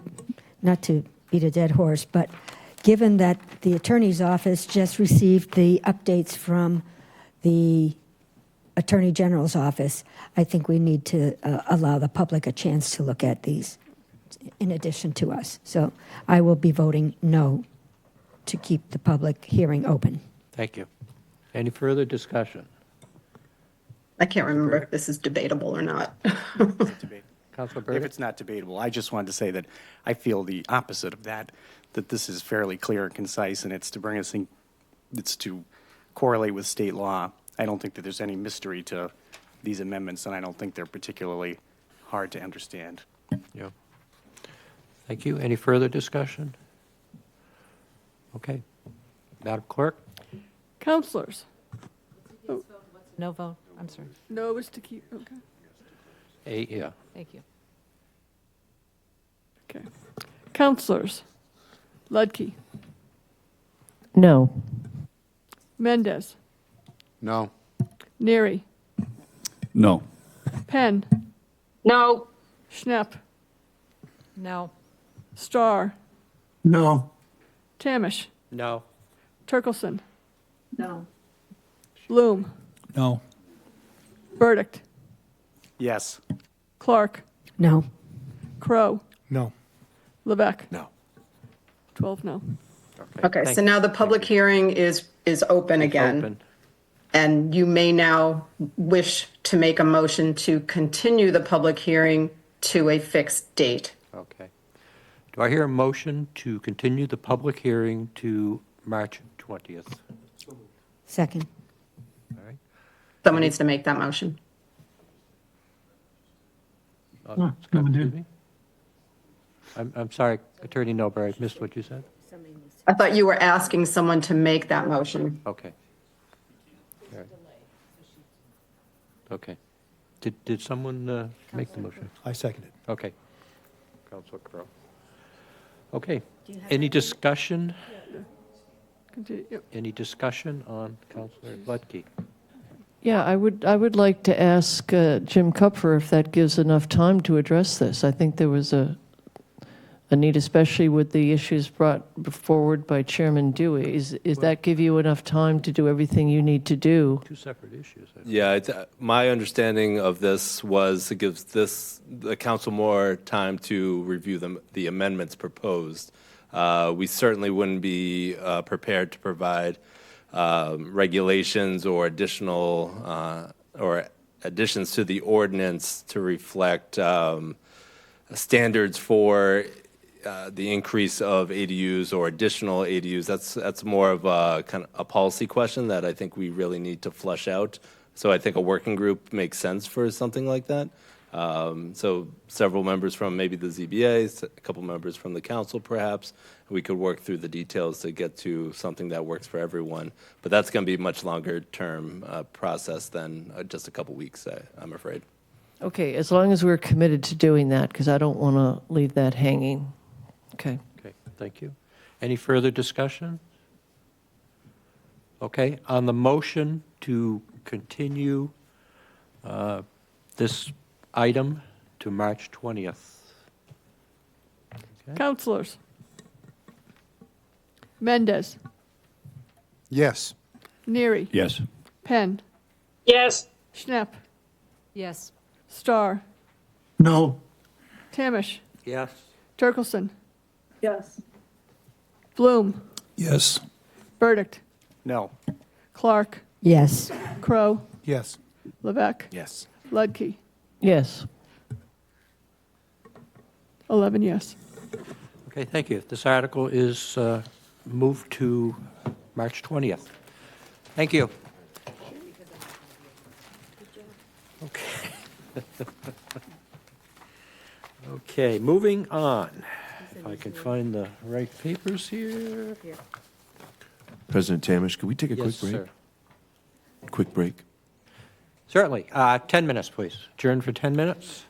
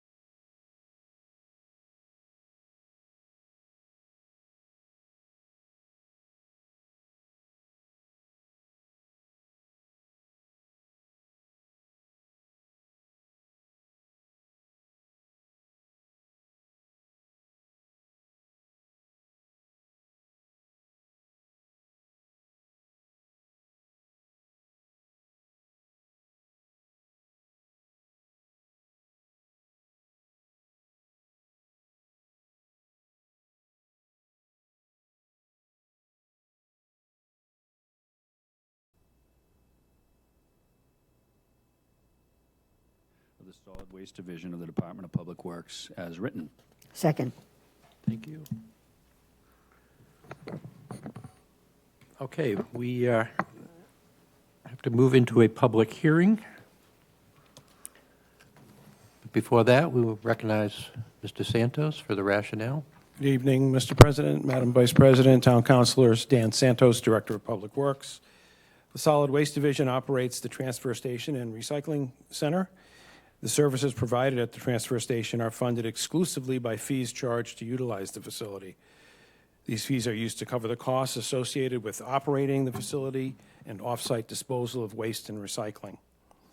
The budget is calculated using estimated material totals based on the previous year and anticipated disposal costs. In fiscal year 2025, the long-term contract with the current vendor, R.L. Harvey, was due to expire. Due to the significant increase in disposal and trucking fees for municipal solid waste and dramatic changes to the recycling market during the term of the contract, we have negotiated a one-year extension with the current vendor, during which time we will put out an RFP for a new contract to commence on January 1st, 2026. This approach will allow the town to get the most competitive market rates available in the region. There are adequate cash reserves to cover this funds transfer. The current certified cash reserves are $1,885,310. Thank you. Very good, thank you.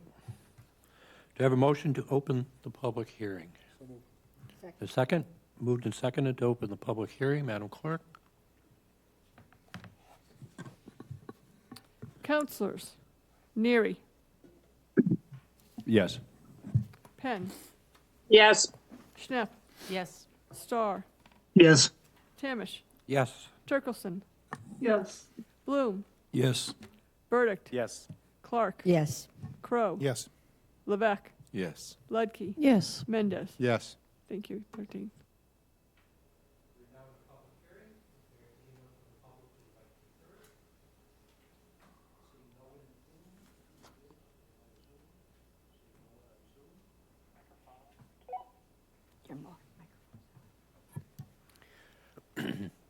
Okay, do I have a motion to close the public hearing? I move to close public hearing. All right. Moved and seconded. Madam Clerk? Penn. Yes. Schnepp. Yes. Starr. Yes. Tamish. Yes. Turkelson. Yes. Bloom. Yes. Burdick. Yes. Clark. Yes. Crow. Yes. Levesque. Yes. Ludke. Yes. Mendez. Yes. Neary. Yes. 13 yes. Thank you. Thank you. Moving on to council discussion. Any discussion on my right? Council Ledke? Yes, a couple things. One, at the beginning of the meeting, President Tamish, you mentioned you had a letter from a woman who recommended we go to municipal waste collection, which we've never done here. It's an interesting idea. I don't know why we've never done it. I don't know if there's some cost, estimates on that. The other thing is, I've had some discussions with Director Santos about maybe doing a workshop on solid waste disposal, because this is something every resident in the town of Barnstable can impact. You could make this more affordable by taking advantage maybe of some of the recycling, certainly the compost availability at the dump, or the transfer station, rather. Compost is very heavy. And I would just say, like, for example, this can should never go in your trash.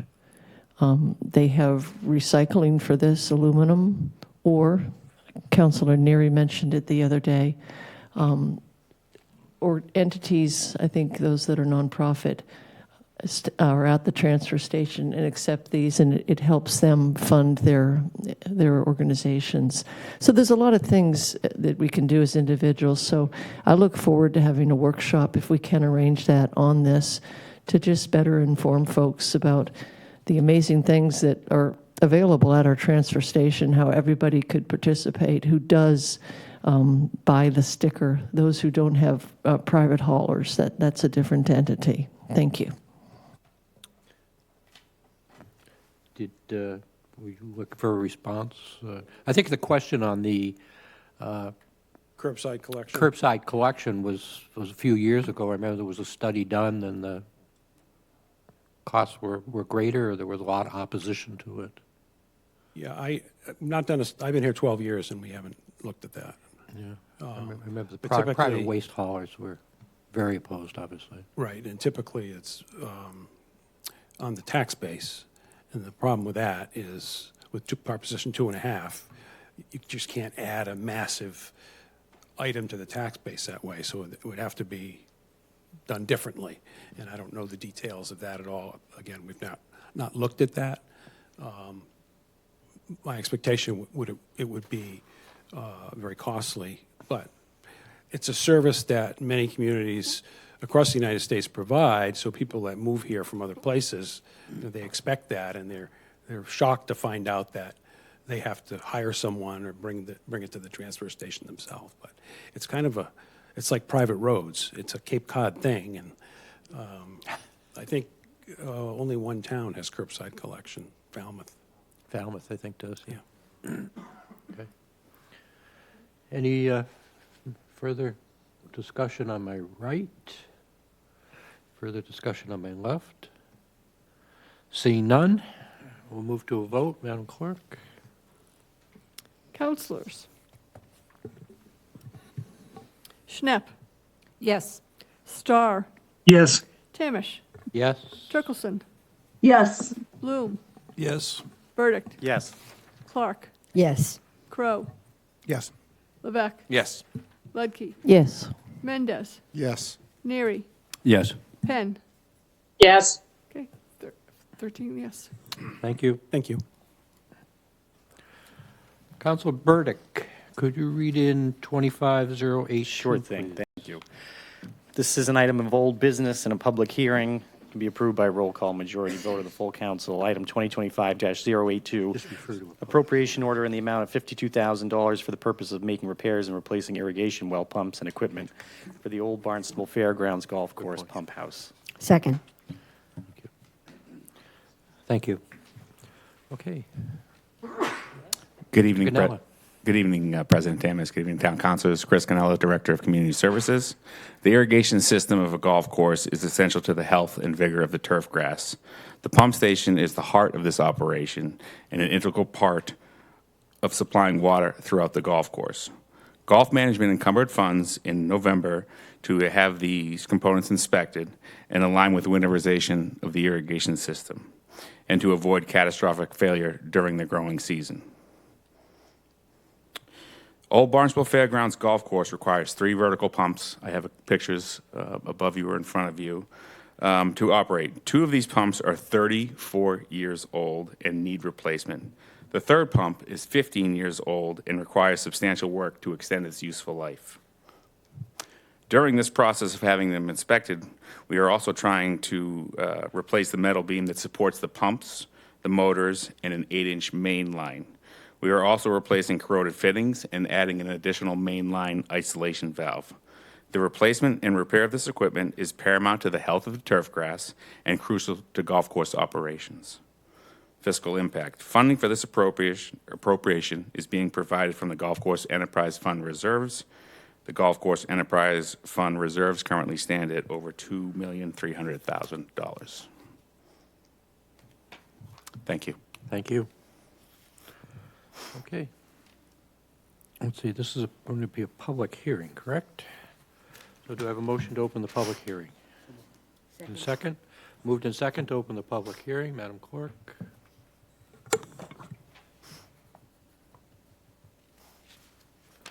Counselors. Starr. Yes. Tamish. Yes.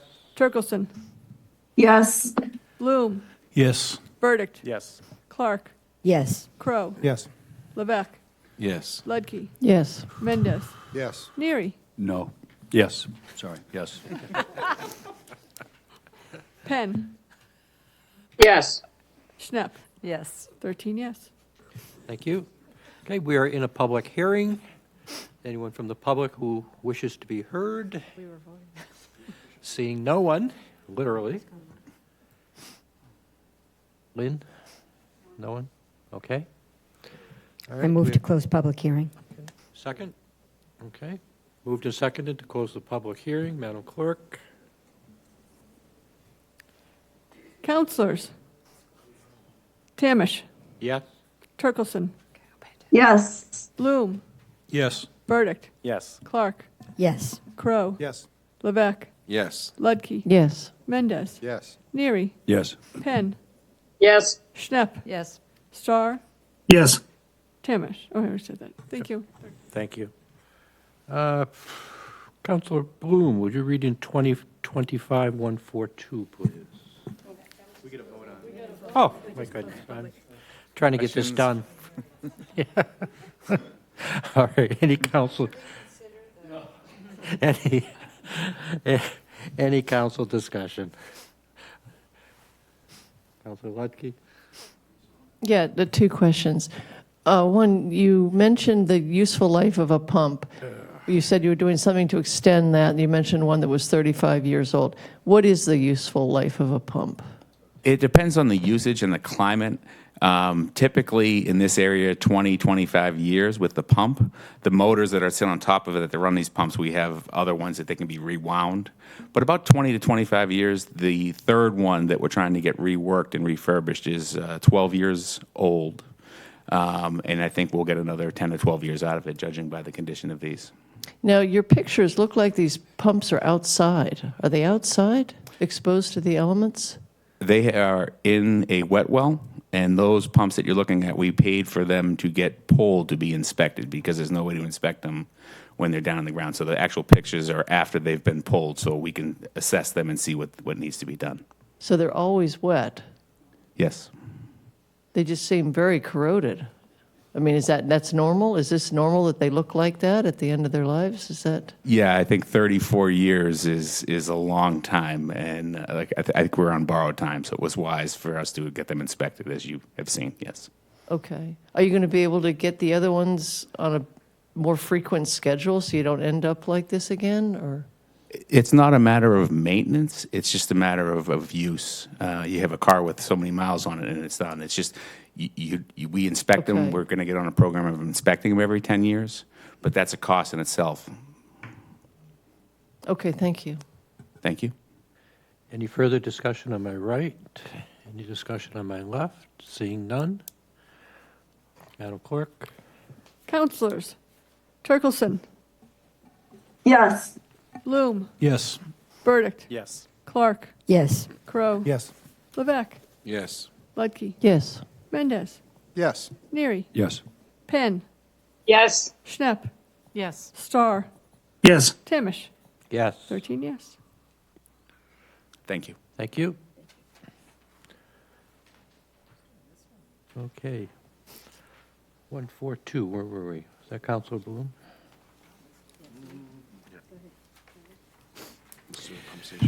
Thank you, Mr. President. This is old business. It may be acted upon by a two-thirds vote of the full council. Item 2025-142, transfer of a portion of the Cape Cod Collaborative School property from the school department to the town manager for sewer purposes. Second. Okay. Moved and seconded. Attorney LaRosa. Evening, councilors. Tom LaRosa, First Assistant Town Attorney. Mentioned this agenda item. Tom, is your mic on? Can you hear me now? Can you Sorry hear me about now? that. Good evening, councilors. Tom LaRosa, First Assistant Town Attorney. The town is implementing its 30-year comprehensive wastewater management plan. One of the program's foundational projects is the Route 28 West Sewer Expansion Project, which will extend sewer westerly on Route 28 from Old Stage Road to Route 149 and will sewer, among other roads, portions of West Barnstable Road and Bumps River Road. As part of this project, the DPW design team identified the southwesterly corner of the Cape Cod Collaborative School property located at 418 Bumps River Road in Arsterville as a necessary location for siting a sewer pump station. The location of the pump stations was selected due to the low topography in the area and also a desire to avoid having to take private property along Bumps River Road by eminent domain. The proposed sewer pump station site, if I get this right? Did I turn things off? I believe we have a photo, too. There we go. There we go.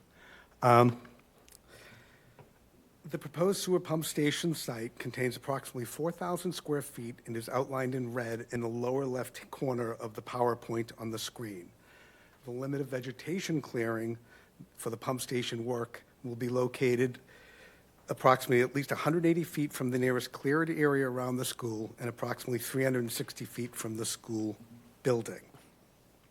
Plans for the sewer pump station site call for a relatively small building, approximately 13 feet by 16 feet, a short driveway, and a parking area for access to the pump station, a backup generator, and vegetated screening. Upon completion of the pump station, the school will be able to connect to the municipal sewer system. Siting the sewer pump station will require the transfer of this approximately 4,000 square foot area from the school committee to the town manager. At the school committee's August 21st, 2024 meeting, the DPW made a presentation on the sewer expansion project, including the need to site a pump station on a portion of the school. At the same meeting, in accordance with Chapter 40, Section 15A of the general laws, the school committee voted unanimously and determined that the involved area is no longer needed at this time for school purposes, and directed notice of this determination be given to this town council, which will include a recommendation to the council that care, custody, and management of this area of land is transferred to the town manager for the purpose of constructing and operating a sewer pump station by the Department of Public Works. This notice and recommendation was delivered to the town council on February 24th. Transferring an area of town-owned land from the care and control of one board or an officer to another board or municipal officer is a two-step process governed by Chapter 40A of the Chapter 40, Section 15A of the general laws. First, the board or officer with care and control of the land, in this case the school committee, must determine that the area of land is no longer needed for the purposes for which it was acquired or held. That has already happened with the school committee's notice and determination that was transmitted to the council. The second step under the statute is that both the town manager and the town council must approve of the transfer, with the council's approval being by a 2/3 vote of the full council. The requested vote would accomplish this approval under the statute and complete the transfer of this area from the school committee to the town manager. Thank you. Thank you. Any discussion, any questions for Mr. LaRosa from the council on my right? Seeing none on my left? Seeing none, Madam Clerk? Councilors Bloom, Yes. Burdick, Yes. Clark, Yes. Crow, Yes. Levesque, Yes. Ludke, Yes. Mendez, Yes. Neary, Yes. Penn, Yes. Schnapp, Yes. Starr, Yes. Timish, Yes. Turkelson, Yes. 13 yes. Thank you. Thank you, councilors. Just for the record, on the 2025-083, Councilor Levesque is leaving the room as he will have to recuse himself on that.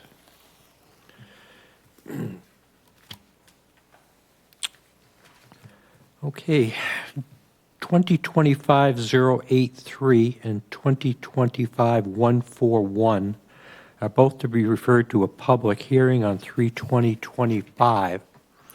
Do I have a motion to the consent of the council to move those as one to individual public hearings on the 20th? Second. Okay. Yes. Since we're going to have so many councils not here on the 20th. Sorry. Since we're going to have so many councils that aren't going to be present, we may want to move these to a later date. Okay. Okay, could I do a poll of councilors who will not be here on the 20th? Councilor Neary and Councilor Schnapp, I know. And Councilor Turkelson, were you going to be out of state that day? I will be here. You will be here, okay. All right, so I think we'll be all right. Okay. Okay, so we have a motion made and seconded to move 2025-083, 2025-141 to a public hearing on the 20th of March. Individual public hearings on that date. Individual public hearings, correct. Okay. Madam Clerk? Counselors. Verdict. No. Clark. Yes. Crow. Yes. Levesque. Oh, excuse me. He's recused. Ledke. Yes. Mendez. No. Neary. No. Penn. Yes. Schnepp. No. Starr. No. Tamish. Yes. Turkelson. Yes. Bloom. Yes.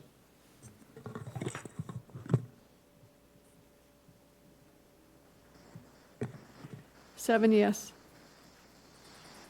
Okay, thank you. 5 no. All right. Okay, do we have the consent of the council to refer 2025-140 and 2025-143 to individual second readings on March 20th? So moved. Second. Second. Okay, any discussion? Oh, no discussion. Madam Clerk? Counselors. Clark. Yes. Crow. Yes. Levesque. He's left. Yeah, he left the Okay.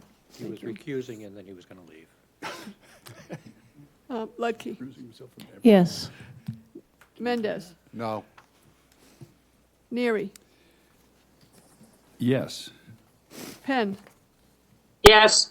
Schnepp. No. Starr. Yes. Tamish. Yes. Turkelson. Yes. Bloom. Yes. Verdict. No.